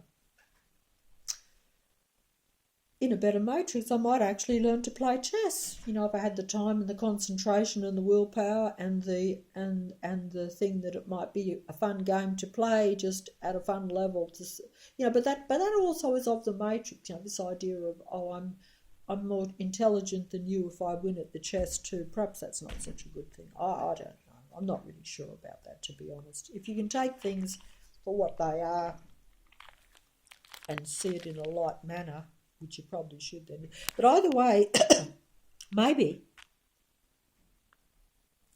if I went down to that shop right now, if I can get down there, you know, maybe if I go there and there's only one piece left or something that isn't pushed over, you know, I'll take that in a negative way. You know, you might, because some people have said this to me. Now, this is another example, right? This is another example of what we call synchronicity, or noticing the details of the matrix and believing that there is communication or things to be learnt from the details of the matrix. Or in other words, they're giving you information, or they're showing you, or even reflecting back to you what the situation is, or what you think. Or sometimes they're just messing with you. Sometimes they're just playing to get the comedy, or to bring you down, or to, you know, to try to push you over. You know, because they play at all different levels and all different ways. But either way, another example of that synchronicity and noticing the details. And this I'm going to make this very important, because to me it was very important, even though it could mean nothing to you. But that's what I'm saying. For each individual human, what they see and what they get out of the matrix and what is there for them is important for them. And if it's not true, it doesn't matter. But I think if you think something is so, then it can be so for you. And I believe in this artificial matrix. I believe in it as a reality. And I believe that it has to show all the details, and that it's comprised of the details, because humans are very detail-minded. And so it puts every little nook and cranny filled with stuff. That's just filling up the dots, you could almost say. Filling up the picture, If there's a spare space, they'll put a tree in, or a star, or an animal, or even another human being, but they want to keep it in. But in the details, it's like things that you wouldn't notice. A bit like a good example of that would probably be, it's very windy today. If I went outside the door and a piece of newspaper blows past, and there's something written on the newspaper, a headline. Well, not that we have that many newspapers now anyway, but, that would be significant. Whatever I get out of that headline, instead of like being of the Matrix where you get the headline, say, oh, that's news or that happened. You just take the top line or something and it hits true to you. It's telling you personally something, as opposed to being a newspaper that is giving you information about the world. You will know what it means, if you think that is so. Whereas if you don't think it's a personal message to you from the Matrix, because you don't think that human beings are important in the Matrix and that they're an important cog, and that they help to create the reality even though they are controlled by the Matrix and the reality, we're unintentional players. I see myself as an unintentional player, an unqualified player really, or an uninformed player, an unconsensual player in my case, perhaps I would probably say. I didn't consent to play. I don't like the game, don't know how to play, as I've said. But either way, getting back to the chess board and the chess game that's in the window. Another example of that, I don't think I've mentioned it before, but I may have mentioned it. And this happened when I became first aware of the Matrix, or I realised that I was not living in a random natural world, or even just a random world, and that everyone and everything around me was synchronised to play me and other humans. Obviously, I noticed it myself first, and now I extend that to other humans, even though I don't see how everyone else is played. I know that they all are. I know yous all are. But some are played at different levels, like I say, for different reasons. Some are played very, very, very hard.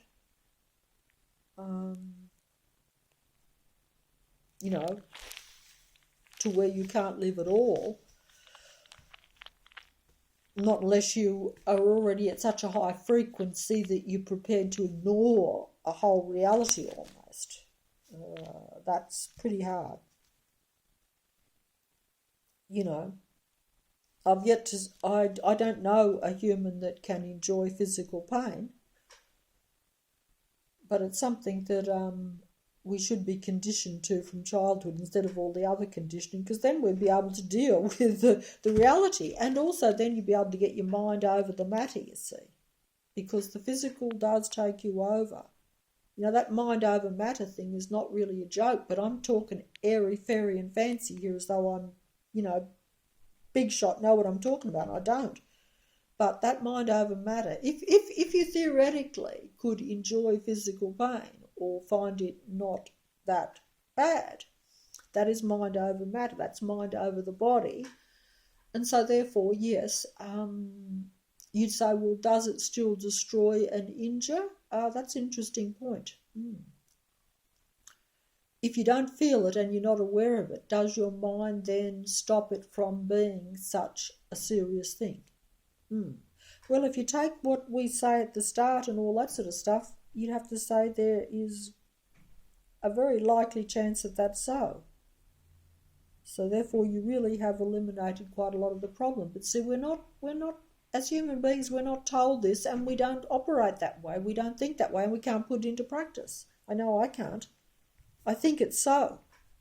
But overriding the physical and the matrix is just not something I can do. I still believe in the physical reality and the matrix and its conditioning to a large degree, even though I know that that's really all it is. But it's strong now, you see. That's another thing too. These things, if they're only minute, I have in the past, water off a duck's back, push some things away, small things. But once it becomes very strong and you're unprepared for it and you have not trained yourself for that, and you're at a psychological and vibrational and frequency low level as well. Yeah, you're not prepared for that. You're not in the position to handle it, or much less conquer it. And so then the physical will become a physical problem, as it is for me. I know, you know this from your own experience. You know that if you could do something just only a couple of years ago with relative ease, and now difficulty, both at a energy level, a physical level, and it's a lot easier to walk around if your legs don't feel any pain, as opposed to walking through discomfort. So that's the thing. You can still do it, but it's not exactly high frequency. It's not exactly dancing around, is it? No, the matrix is having a good old, having a good laugh. And as they are right now, actually, in some ways, but still. But either way, I was going to get back to another detail.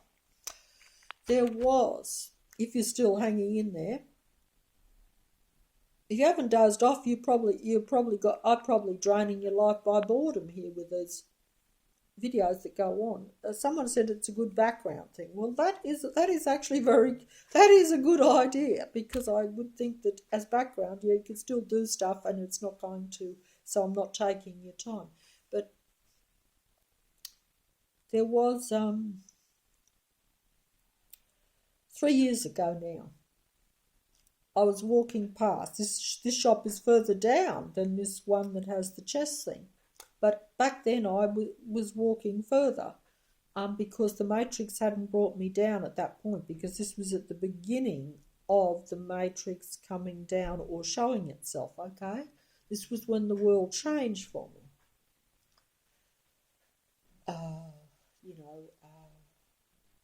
But either way, I walked past this shop, and it had a bird cage in it. It was a similar shop to this one. It was smaller, but it had a bird cage in it. Quite nice. Or a gilded cage, if you like. I think I've talked about that before. But a bird cage. And the bird cage bird cages have a little door on the front where the bird goes in. You put the bird in. You can open it up and down, or you can open it. This bird cage had a little door, but the door was wide open. And I remember saying to myself when I saw it, the day that door of the bird cage is closed, if I come past, because I only went past there, I didn't go past there every day, I only went past there, once every many a month anyway, at the very least, okay? And anyway, I hadn't been down there for so long, but you used to go a bit further down, so I had to cross over to specifically look at it. Once I saw the bird cage, I was like, the day I see that bird cage with its door shut, That's checkmate. But I didn't say checkmate at that time because I wasn't using that terminology or that fancy way of looking at the matrix. I had to pick some game, so I thought chess, okay. But but I said the day that door is closed, that means there'll be no more humans that can play or maneuver or the matrix has full 100% dominion over all, because it has 100% dominion over the earth anyway, as a lot of people I think would probably see. But it doesn't have 100% dominion over every single individual human. It suppresses many of us and makes it, an earth hell, but at the same time, you still might not, you're still not part of it at a mental level. You don't agree with it. You don't like it. You don't like the matrix, just like I've always said. You wanted to like a natural earth, but you don't like a matrix. There is no natural earth. There is a matrix only now.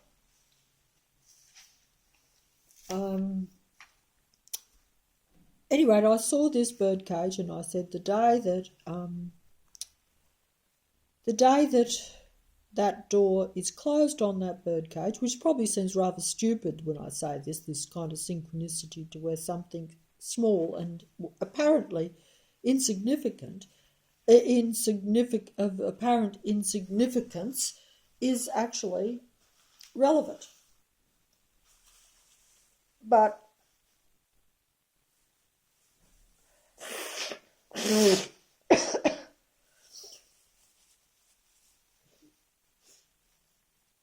that's what I said. And that's what I thought. And I actually became a bit fearful to even look at it, to actually go back and look at it. Like I might leave it for months and months. And if I happened to be in that slightly more distant vicinity, I couldn't help but go and have a look. And every time that I had looked over the last 3 years, the door of that birdcage was still open. The birdcage was still there. No one aboard had sold it. Never going to be sold. No, I knew that. But the door was still open. I can't recall when it was I went past last, how long ago it was when it was still last open. But anyway, I went there.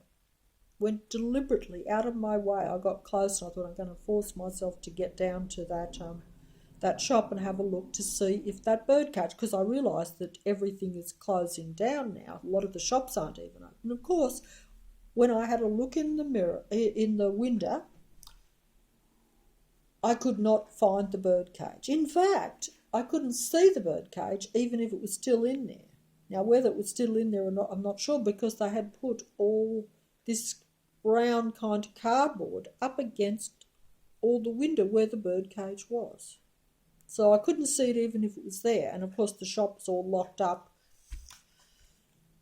and it's not open now anyway with all these things going on. So what I'm trying to say is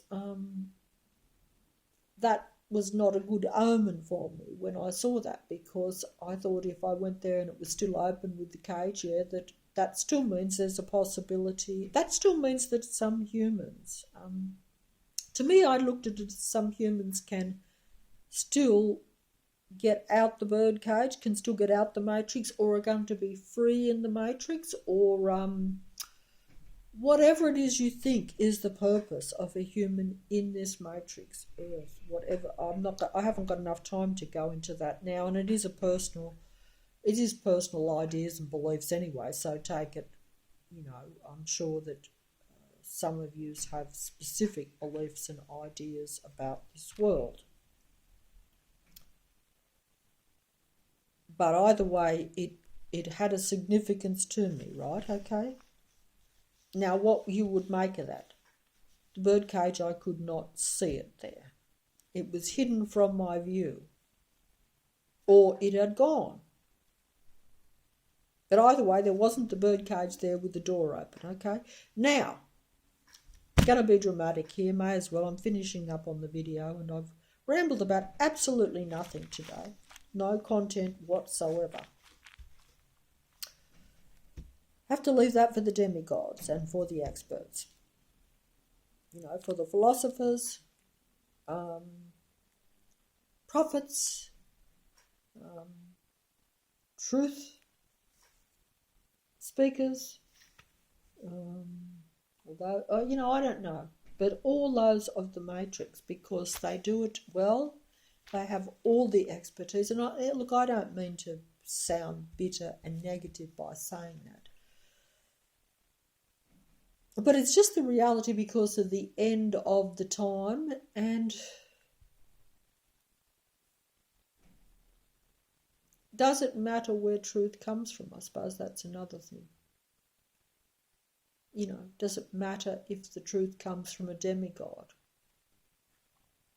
of the Matrix in any form, or those that like the Matrix or approve of the Matrix or work for the Matrix or operate for it, whether consciously or unconsciously? Because I think there's all those things, you know.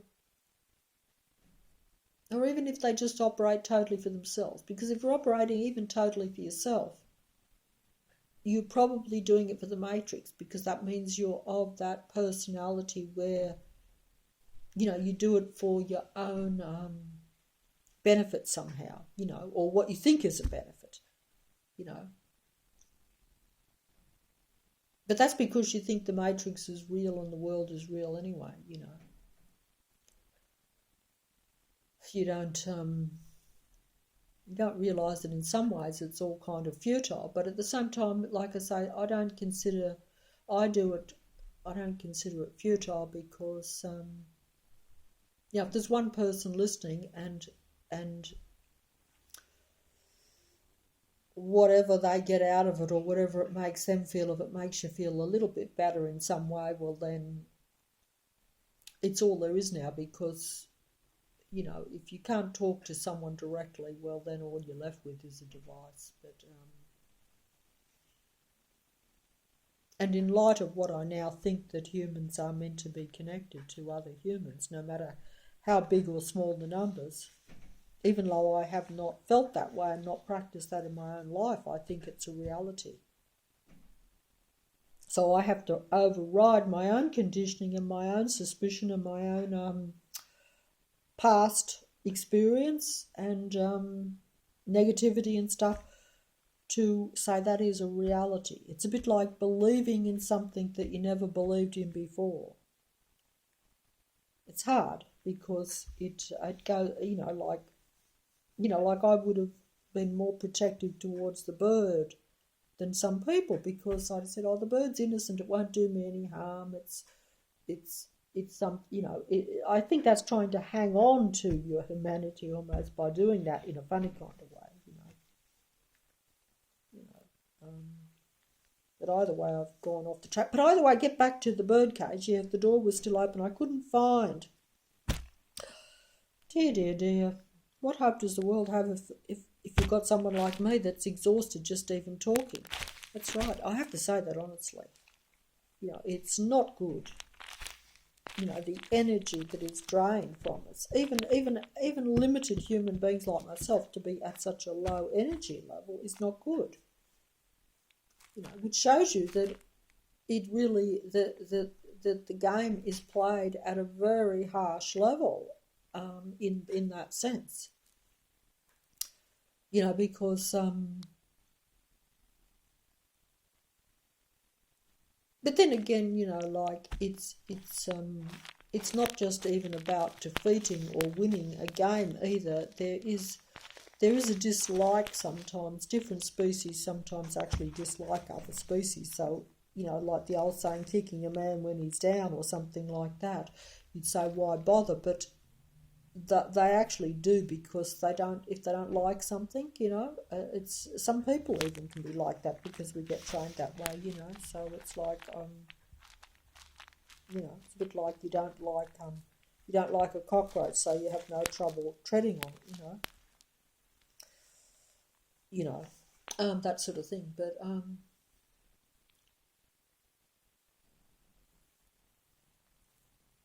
or but either way, my silly examples.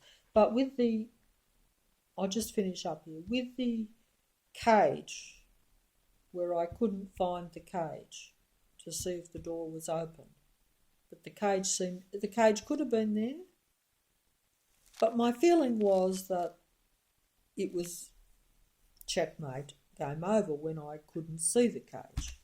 Immediately that negative sinking feeling came into me, But at any rate, so I dragged myself home, shall we say. I literally say that because you feel as though you're dragging yourself around in this reality now.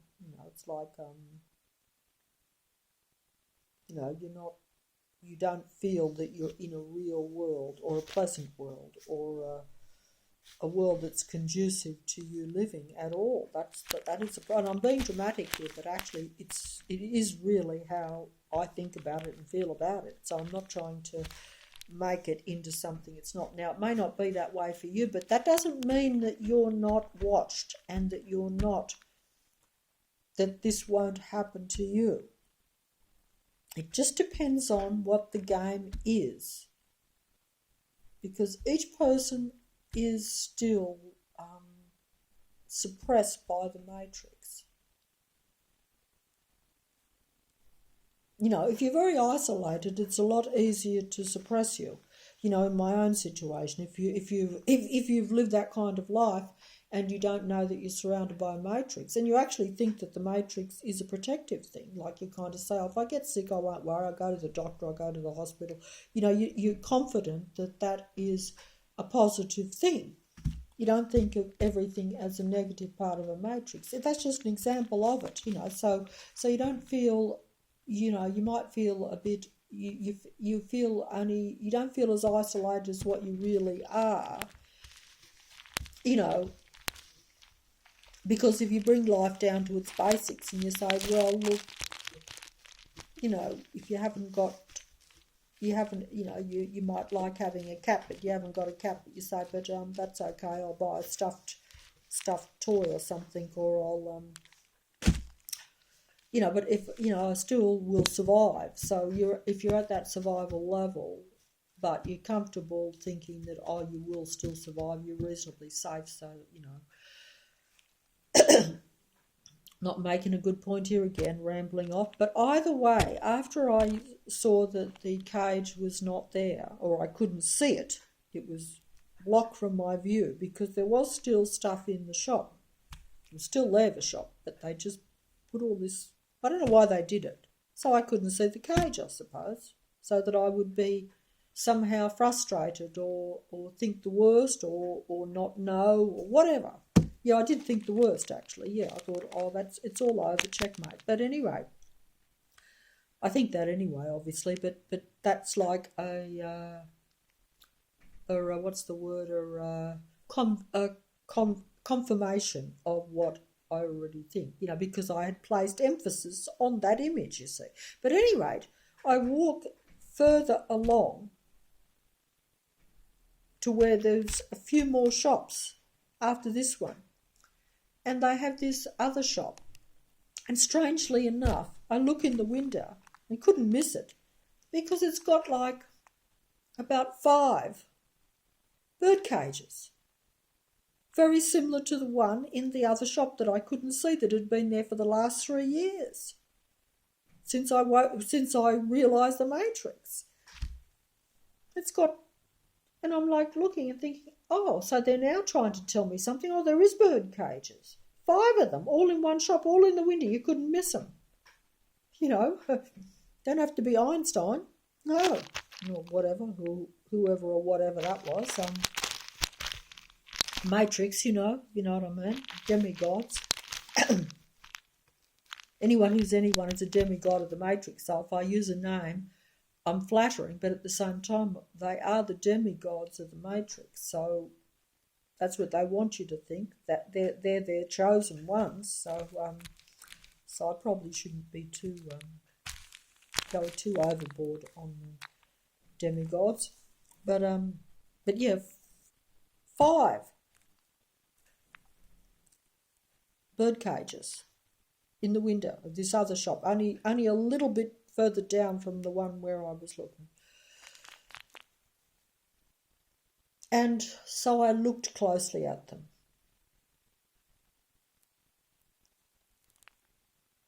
And they were all the same, not the same size. It was funny that they have them in there, in this shop, these bird cages. Or gilded cages, really, very fancy bird cages. You know, those long, thin, fancy ones, not like the big, regular, basic sort of ones. Every single one of, if I'm going to go with this vibe or this thing of the images that are presented have a significance. Every single one. And I, like, it's probably best if you've dozed off or left the video being because every single one of those cages did not have a door. What bird cage does not have a door? How do you get a bird in or out of a cage, or even in a cage, if it doesn't have a door? All bird cages have a door that you can open and close. None of them had any door. They were all an enclosed cage, an enclosed matrix that is closed down, that you can't get out of. Every one of them. How strange. If I pointed that out to someone, if I showed you right now, if I could magically transport myself and you down with me, you'd see it for yourself and you'd say, that is strange that they're selling bird cages, gilded bird cages, fancy, but that don't have a door, that are just an enclosed cage. Because that's telling me. That's the matrix showing you straight out, showing me anyway, obviously bothering me, but that all the cages don't even have a door. I always said if the door was closed, that means you can't get out. But now they don't even have a door. So you can't even break the lock, any potential to get out. It's just a jail, really. Yeah, jail bird cages. Prison. So if you haven't got out, or you aren't on the right track, or whatever it is that's meant to be the case in this world, there is no door now. Whereas even on that original one, the door was not only there, but it was wide open. It's strange that they should be selling cages, wouldn't you say? Some people say, well, we don't live in a matrix, but you see these strange little anomalies like in a shop that you look in a window. Even in the past I would have probably noticed that. I'd have probably said it looks like a bird cage, but it's not really a bird cage because you couldn't put a bird in there. And you have to be able to, you might have to take a bird out at some point, like what if it got sick or something, you might have to take it out or something. If you were proper, you'd probably let it fly around. But basically, what sort of shop sells gilded cages that don't have a door or an opening where you can put the bird in? I don't think you could even squeeze a plant in there, because the bars were fairly close together. But all I'm saying is that's strange in itself, I would say. But I'm sure someone with cognitive dissonance or of the matrix, or even trying to rationalise, would probably say, well, maybe look, it's just an ornament. It's not meant to be used at all. They'd have some explanation for it, no doubt. You'd have to. But to me, it's odd, and it is odd, really. But either way, there's no door now even. So make of that what you will. And perhaps my thing with the bird cage, a bit like the chess thing, okay. Obviously that could just be to make me feel negative too, by putting all that sort of stuff to it, because obviously I'd focus on these things. But see, that depends on how much you think the matrix has to give you the correct answer or the correct feedback, or whether it is just playing you even more. or whether it is just showing you what is, or what is representation of a situation. Certainly at the present time, around where I am, most shops are closed. Even all these shops were closed, So, you have that closed in kind of thing going on. The world is closed in more at the moment. There's they don't stop the birds from flying around in the sky, but I'm sure if they could rationalise some explanation. But, human beings are certainly being prevented from flying, aren't they? Literally, at the present time. Much less from really getting their wings and flying as a human being, because, well, he's flying on his bike anyway. But that's of the Matrix, and that's, some of them are quite happy in the Matrix. Some people are very happy in the Matrix, zooming around and playing, and they're like aggressive, angry, destructive little children.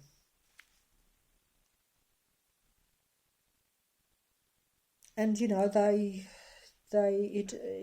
because we're very much, I don't like to ramble on about this sort of stuff really, but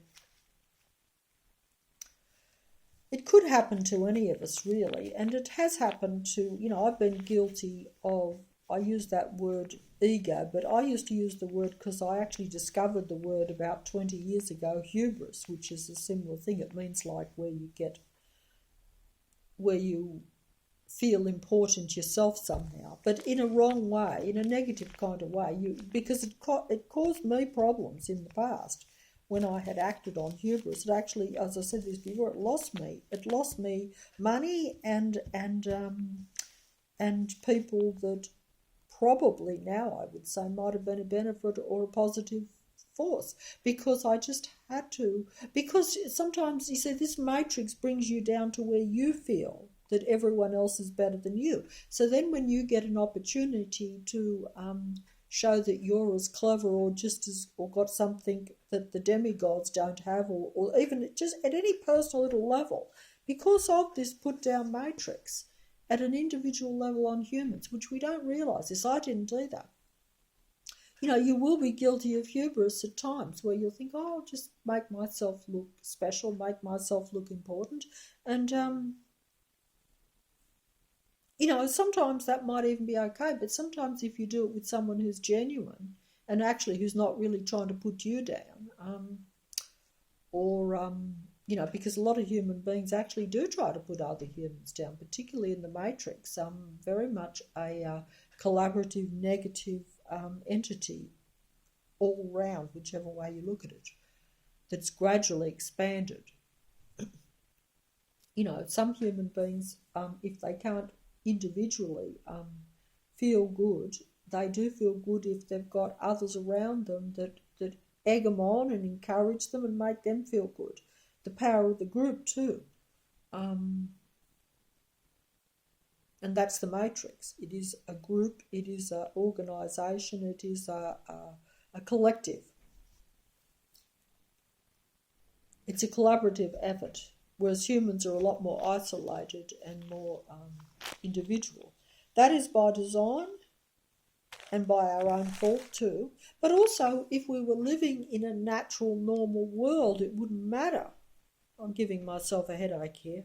I actually am. Goodness gracious me. Mind you, it is outside forces as well. I'm not just stressed because I'm making a video, but it is actual physical energy that comes from your surroundings, because we live in a technological environment, and it does actually input onto you, particularly if you're weak and at low level, low frequency, and you're at a low, as I say, low psychological, mental, and physical levels. All that one defeats the other, and eventually you're not able to fight off the technological world around you. Whereas if you're at even a healthier level, it still inputs, but not very greatly. You can actually push it off, like I probably was doing a little bit even in the past. But then again, it could be stronger now too, because as time goes on, we've got more and more is allowed. And if you get more people to use it for good or for bad in this world, and they're allowed to use it, just as we have the surveillance thing that I talk about. If it's allowed, if it's encouraged, if it's regarded as acceptable, desirable, a benefit, and no one gets into trouble for it, in fact, might even be patted on the back for doing so. You know, what I would call stalking and harassment. Because I was going to use a movie as an example, but I've been going on here for hours and I'm sure I'm going to run out of space. But I actually saw this movie only 2 days ago, and I just caught it by accident because I couldn't find something to watch and I was trying to take my mind off things. And I like to watch a good movie if I can. And, you know, it was called The Mark. And I'm not recommending it or anything. In fact, I wasn't even going to mention it. I'm not going to do a thing on it, but it just come to me now when I talked about the stalking, of how some things are acceptable, and but you know, like, should we not, as we used to, live in a world, or at least that's what I thought we did, or at least we used to say that you can't punish someone or harass someone if they haven't done anything wrong. You can, and even if someone's done something wrong in the past, if they have changed and paid for whatever they did was wrong, as we live in a society, in a world governed by laws and things. So, you know, once you have done, if you've done something wrong, you pay the penalty or the fine or whatever. Then, you know, you can't be hassled for that for life. You're supposed to be given a second chance. You're supposed to be given, you know, like you've done, you know, you're no longer, you know what I mean? Whereas, you know, this world we live in now, it's not really like that, is it? It's like, and also, you know, if you can even be watched and hassled just in the idea that you may do something that people don't agree with too. Well, that's wrong too. I always thought you actually, so even if you think something, you know, this idea of thinking something, like really, no, there again, I've gone off the track here, haven't I? Because I say thought creates reality and all this sort of stuff. But in the past, if you thought something, if you thought something even naughty, but you resisted the temptation and didn't do it, that should actually make you, someone should pat you on the back and say, well, you thought of it, because we're all a bit, you know, we've been conditioned by the matrix. We're not, you know, we're shown a lot of negative stuff. If you're shown negative stuff, it goes into your mind and you will dwell on it. It'll come out somehow. You may not have thought that yourself if you hadn't seen it. So blame the matrix, really, I say.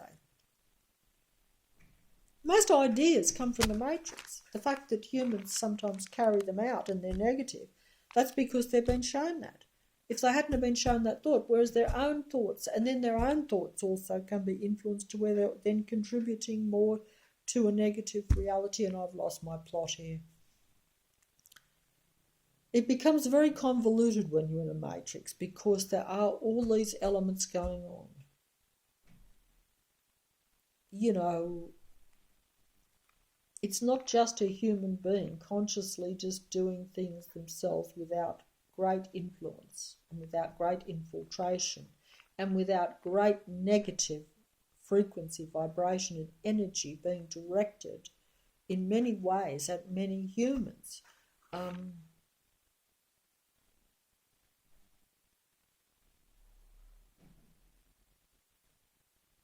And the less humans that are around, like I say, then the more you're outnumbered because there's going to be more negative around. And as they're a collaborative effort, and they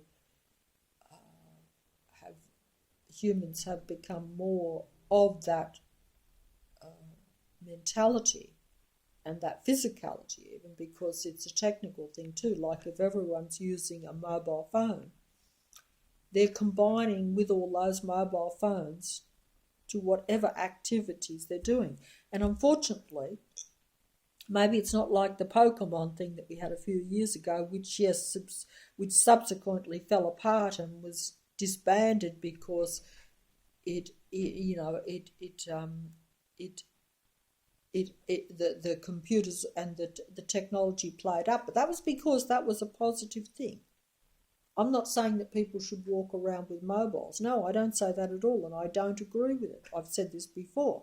But there was an example of at least where people were walking around with computers, playing an innocent game of Pokemon, and to where it got them out and about. But they were, instead of doing negative things or chatting or gossiping or doing all the sorts of negative things they do and the negative information they receive on they were playing a game.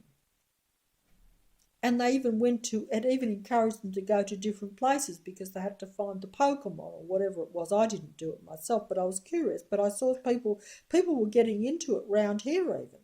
It seemed like not a bad thing to me at the time. I wondered how it caught on. I thought, gee, this technology has a great input even with the mobiles then. But, it didn't work out because it was a positive thing. Because it was getting people to use their mobiles, but not in a negative way. Maybe it was a useless way even, but at least it wasn't negative. People were having a bit of fun. They enjoyed trying to find the Pokemon. They might have had to go to... I saw some people even that didn't even like going out, that were still going down to the park to see if they could get the Pokemon because that was part of the game. And in fact, I was like, why can't you just go to the park anyway? I thought, I was like thinking that. But actually they wouldn't go, whereas it got there. And that's why it was disbanded. There was technical difficulties that led to it eventually falling by the wayside, whereas it was really going big there for a bit. And those technical difficulties are the Matrix. Because the Matrix prefers its collaborative effort with the technology to be centred around humans in a negative way and to keep they don't want, them playing games, raising frequency and vibration and also, see, that was directed towards a Pokemon as opposed to following and stalking a human being around or being part of that Matrix world. You see what I'm saying? That was like chasing a Pokemon. And it's harmless to do that. It might be stupid even. You might say it's childish. I thought so at the time. But it's still innocent and harmless as opposed to tracking and following and seeing a human as a Pokemon, if you follow what I'm saying, because that's the kind of world we live in. Everything, the technology is a human thing where they're playing Pokemon or a game or a hunt with humans. It's a different ball game, a different thing. But either way, it's time for me to fold up because I'm feeling quite tense here, and that's because I'm talking very fast, and so it probably gives the impression I've got a lot of energy, but actually it's not really the case.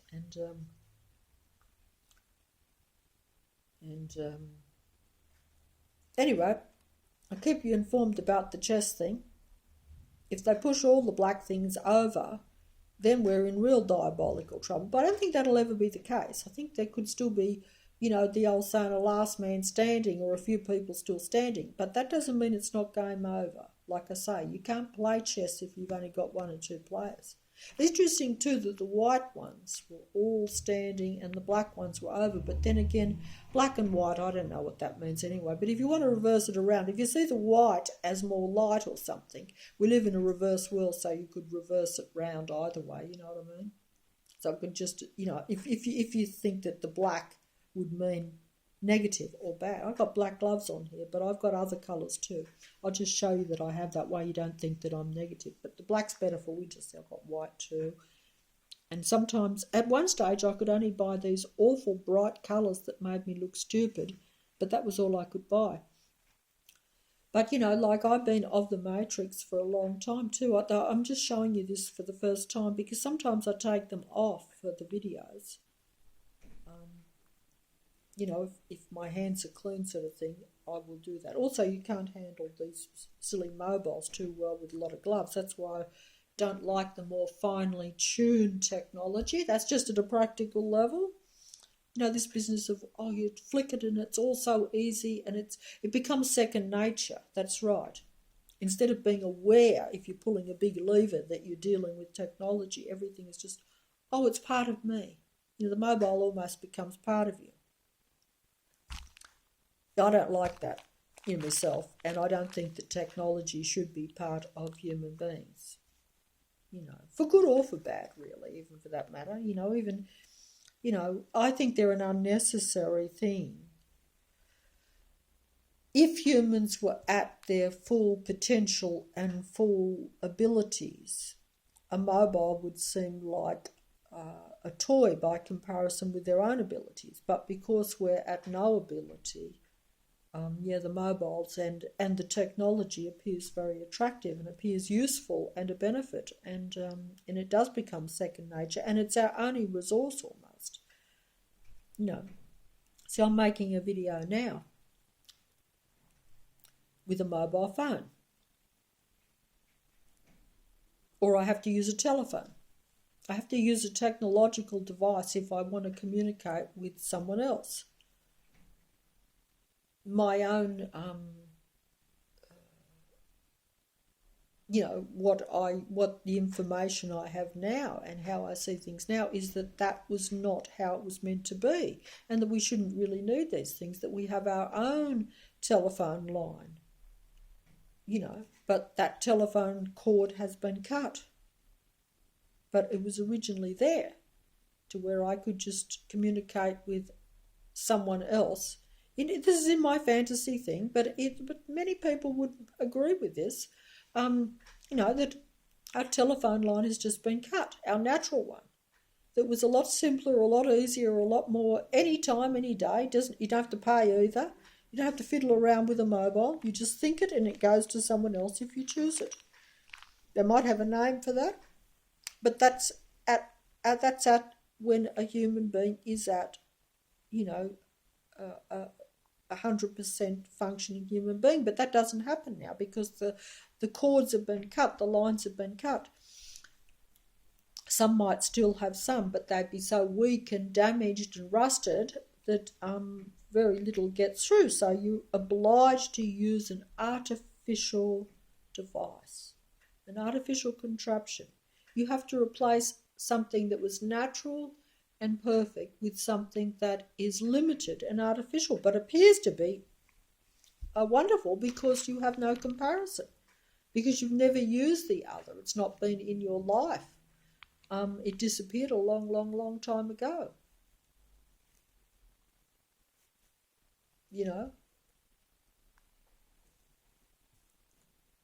I've never flown on an aeroplane in my life, but if I needed or wanted to fly right now, I can't because the aeroplanes aren't running.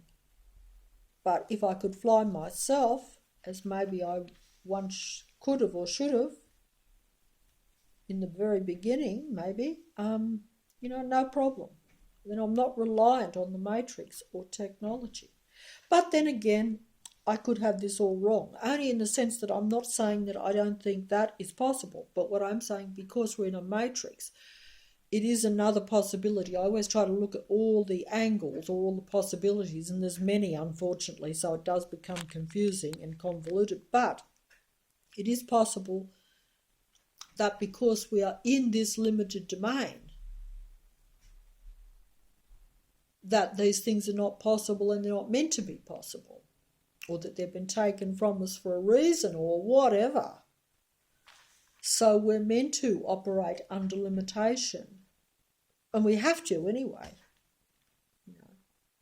I tend to always say, hey, we're not meant to. I never looked at it that way when I first made the videos. I thought, no, we've been suppressed and everything's closed down. now the world's closed down as well, or appears to be. Actually, the matrix is not closed down. It's just our matrix is closed down. It's just the world that we're really closed down. And the things that were open to us are closed down. But the matrix is not closed down at all. It's only the door cage of our matrix or our world that is being closed. The matrix itself, behind the scenes and the actual workings, is flourishing. Because that's their world. They're the game hunters and we're the prey. So we don't, so our way of looking at it is different to theirs. They're still functioning. They're not only functioning, they're thriving. Their world is exactly the same. It might appear to you that the demigod's world is limited because they say the world is closing down, we have problems now. Demigods and the gods of the matrix are not affected by it. They might talk about it and say they are, but they're not, because they are of the matrix. It's only human beings that are affected negatively by anything that comes into the matrix. In a big way, if you know what I mean. I'm not saying that I know it all there, and I can't speak of all the demigods. I'm not saying, but generally I would say they are players in the matrix. So if they're players, they're actors. So therefore, they're not really going to be affected by, by the birdcage door being closed, or by the, or by a shop being closed, or by that, because they have other resources, and they are supported and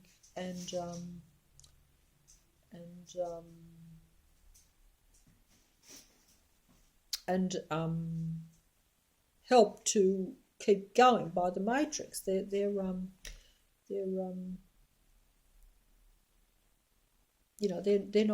not going to be going without, shall we say, even when the matrix appears to be falling apart. The matrix is not falling apart. The technological world is not falling apart. It can't, because it's under control of the matrix, God entity, and its controllers, its relatives, its family. That's just terminology, by the way, because I don't know who is who or who is what, really. And the demigods that we see, etc. But that is it's a bit of but it's still like some people or some beings are more important than others. Some have total control, total dominion, whereas others work for them. They're rewarded. So they're still protected by the matrix, and they serve the matrix. They believe in the matrix. They worship the matrix, some of them even, So the matrix God and their beliefs, their ideas.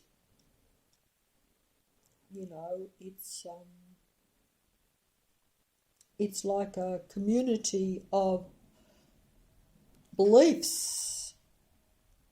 If you have something in common with someone and that is your core belief, what makes you tick, you really are in that group. You believe in it. It is the most important thing to you. So you'll sacrifice and do whatever that group says, whatever that denomination says, whatever that organisation says, whatever that company says, whatever that, I'll try to use the words, whatever that organisation or that community or that thing tells you to do, you'll do it because you believe in their basic beliefs and ideas. It's what makes you think that you are. The same as some people that might listen to my videos might have, certain core beliefs. So that then if they think someone else has got that same core belief, that's like they're very compatible with that person and that being, and they'll it's a bit like when I talk about real humans as opposed to the matrix and all that. It's it's a separation in a way, which is not a good thing, but if it's the reality, there's nothing else I can do but say that. It's not a choice I've made. You know, I haven't chose to say that there's humans and then that others are more who are into the technology are different and they have to. It's just it's the reality they have forced onto me. It's not the other way around. Because you know, like, and I say that honestly because it's not like I've actually even thought that much about it. But it's like, you're not one of us. And I'm like, I didn't even know there was an us or a them or a you and a me and a them and others. I didn't know this. But they know it because they see things as different. They know, you know, they see it that way. They're like, you know, they have a different composition, different ideas, different beliefs. And they don't believe that you can have a whole lot of different types all in a matrix. Not unless one is the dominant and the other is subservient. That's how they kind of look at it. If you're subservient, then yeah, sure. If you serve the matrix, even if you're suppressed, that's fine. But you can't be a living individual human being that you know, that doesn't serve the matrix, or that sees yourself as separate from the matrix even. That's the illusion of the matrix, that you can be an individual human being. You can't be that in a technological matrix. It's not allowed. And if you think you are, that's only because you're not aware, like in, there was a movie I saw not long ago where the fella is walking along and the crane's over the top of his head. But he's unaware of it because he thinks, oh, it's just a crane doing work, but that crane is following him. And if he gets out of line, they can just as easily drop that brick on top of him and kill him. They're watching him. So, you know, it's kind of like that. Some of us are aware of the crane and some of us have dodged the dropped big, huge brick that will come down, whereas others are just like he was, walking around and unaware that the crane is looming over top with the brick, and certainly doesn't remotely think that that crane is deliberately following him and that it could or would drop that big brick. Even if it's looming overhead, it's like, oh, they're just doing their work and I'm just walking along. And you know, you might, if you were a sensible one, think maybe I should just get out from underneath of it in case there's an accident or something like that. But apart from that, you don't think there would ever be, you know, intentional following, intentional dropping of the brick.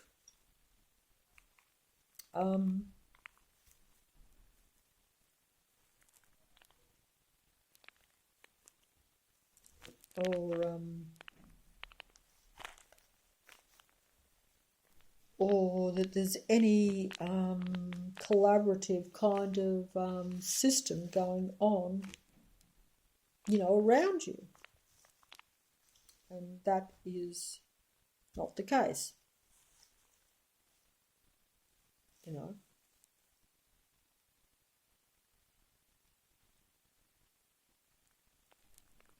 You know, how, no, I won't go on about that anyway. I think I'll fold up. I've gone on for too long.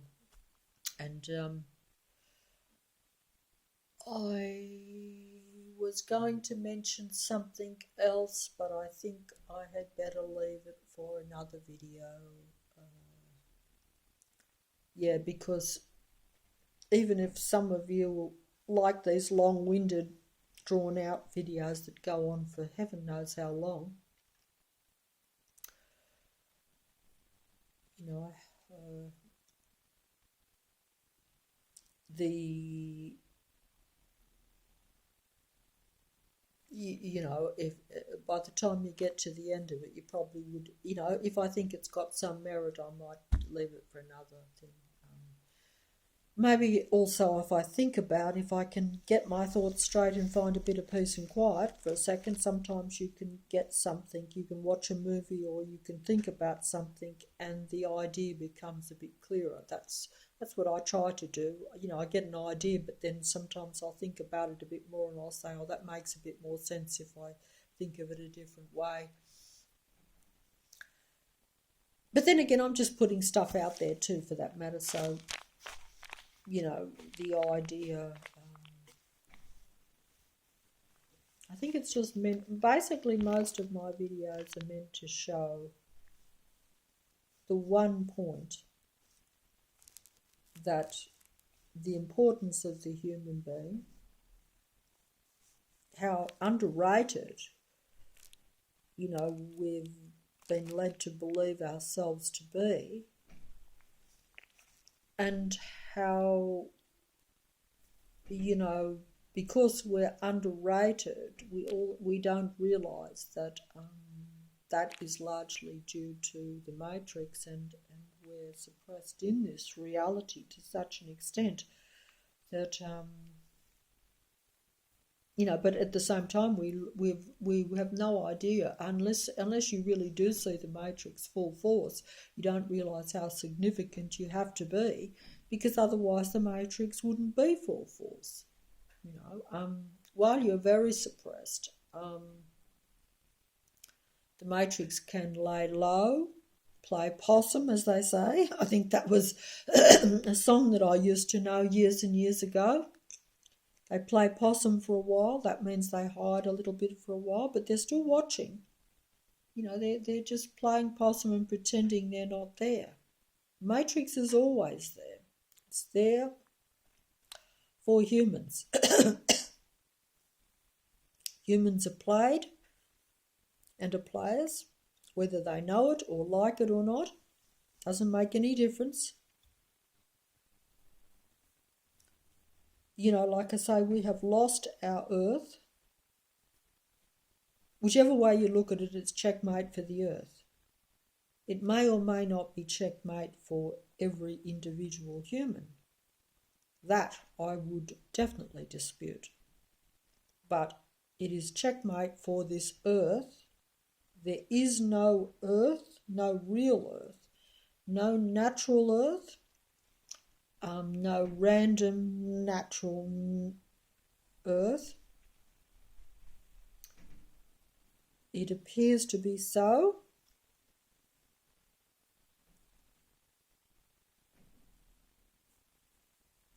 But because we are human beings, it's still, because there's been so much negativity, it has probably changed into being more technological, but also just the idea that it was natural and that it's real.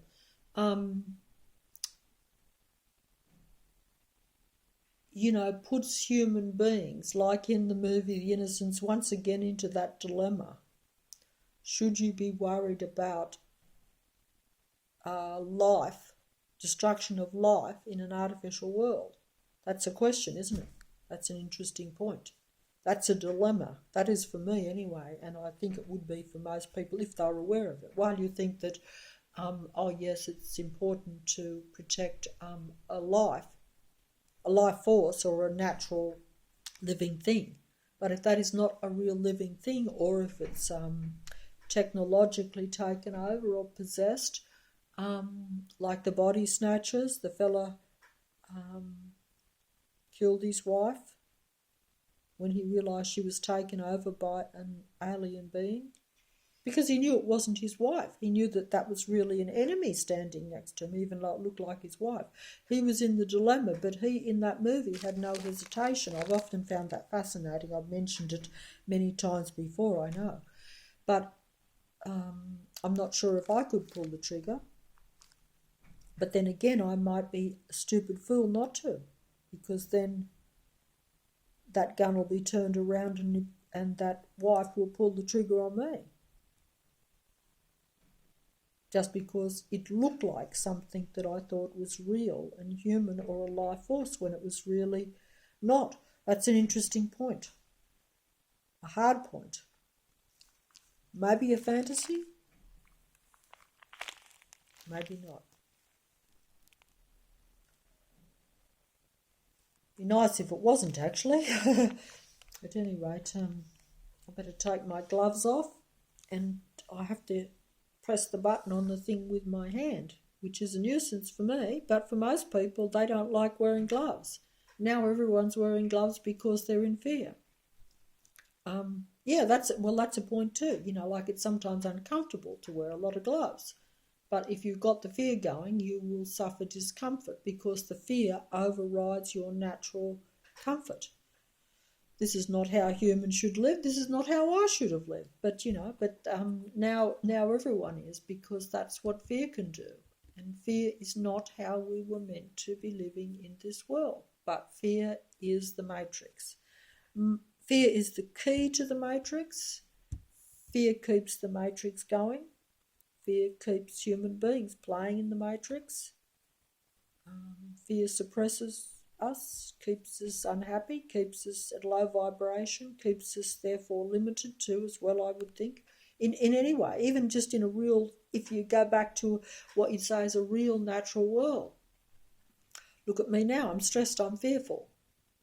Even making a video, because I can see and hear and feel things that are around me that are maybe not that friendly or not that positive, and then you might be, you might find it uncomfortable going outside, especially when you go outside and you're already uncomfortable and you look at the chess thing and all the things are knocked over and the bird cages don't have any doors on them. And you'd say, how silly, you should ignore it because it's just all the matrix playing with you, making you feel even worse. Well, that's another question too, and another good point maybe. Is it relevant? Does it really signify something? And even if it does, is it not better to ignore it? Well, the answer to that would probably have to be yes, because if you can't change it, regardless of whether it's real or whether it's a ploy or whether it's, you're still not going to be able to change it. You still have to plod on and try to push your way through all the negativity somehow.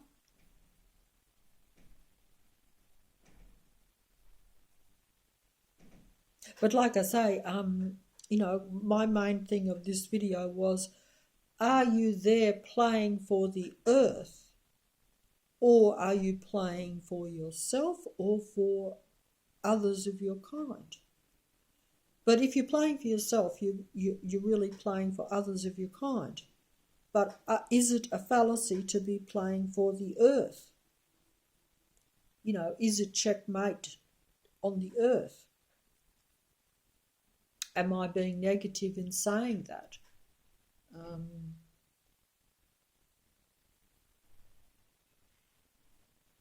Well, it's very hard to, even if it's very hard as a human being to survive and to live in the matrix. Do you want to play for the earth? Is the earth worth playing for? Is it just an illusion to be playing for the earth? It is just a waste of time. It's a waste of energy. Whereas if something is real and it's life, or there is potential for life,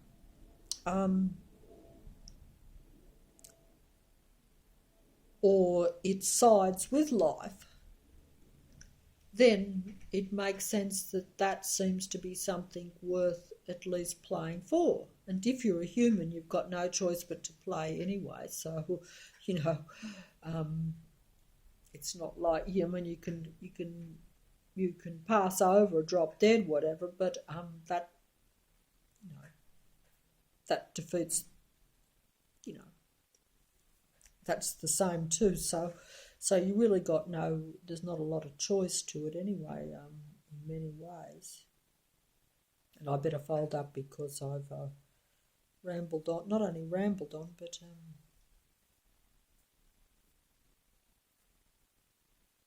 it's... I would advise you go and look at some other videos that are a little bit more uplifting anyway too, and that because something because I don't think that I always say the truth is the truth, or if you think something is, you see it, I'm just calling it for how I see it,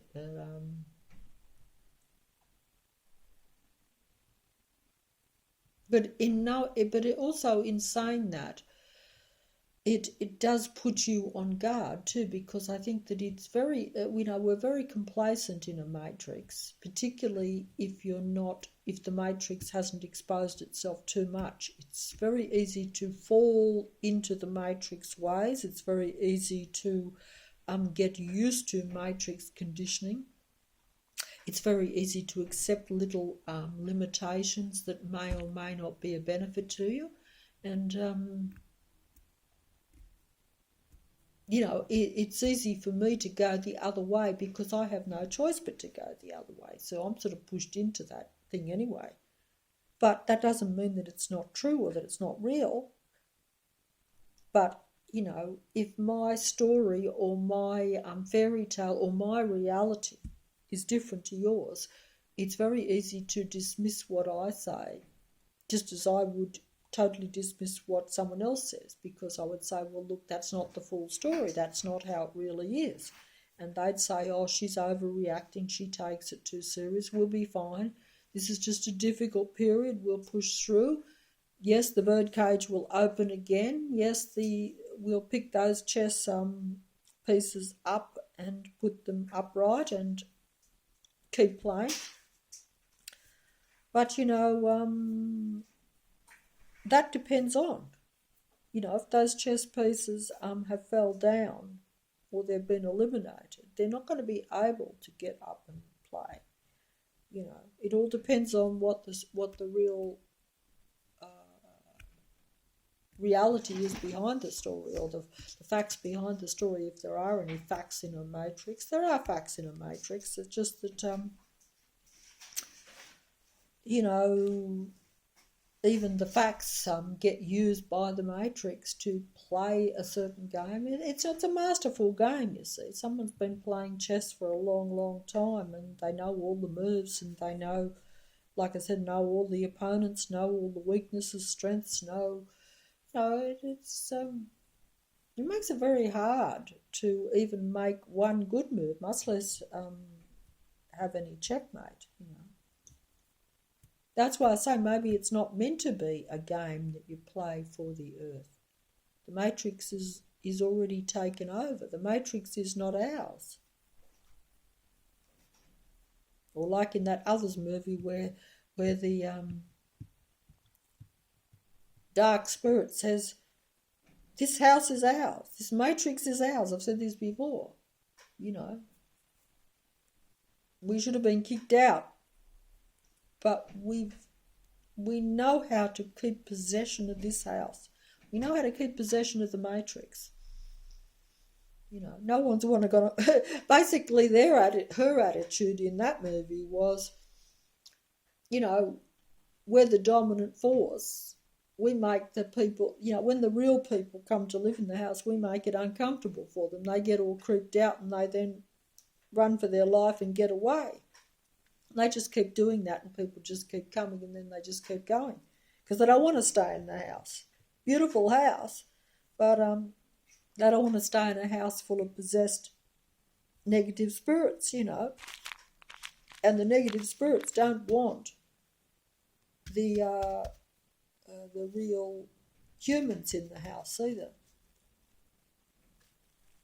And either way, it leads to a chaotic situation too, in a way, like it did in that movie, where there's a lot of confusion and everyone's uncomfortable, shall we say, at the very least. So anyway, I better fold up. Yep. Okay, so that's time to say goodbye and good day. I think it's. Okay.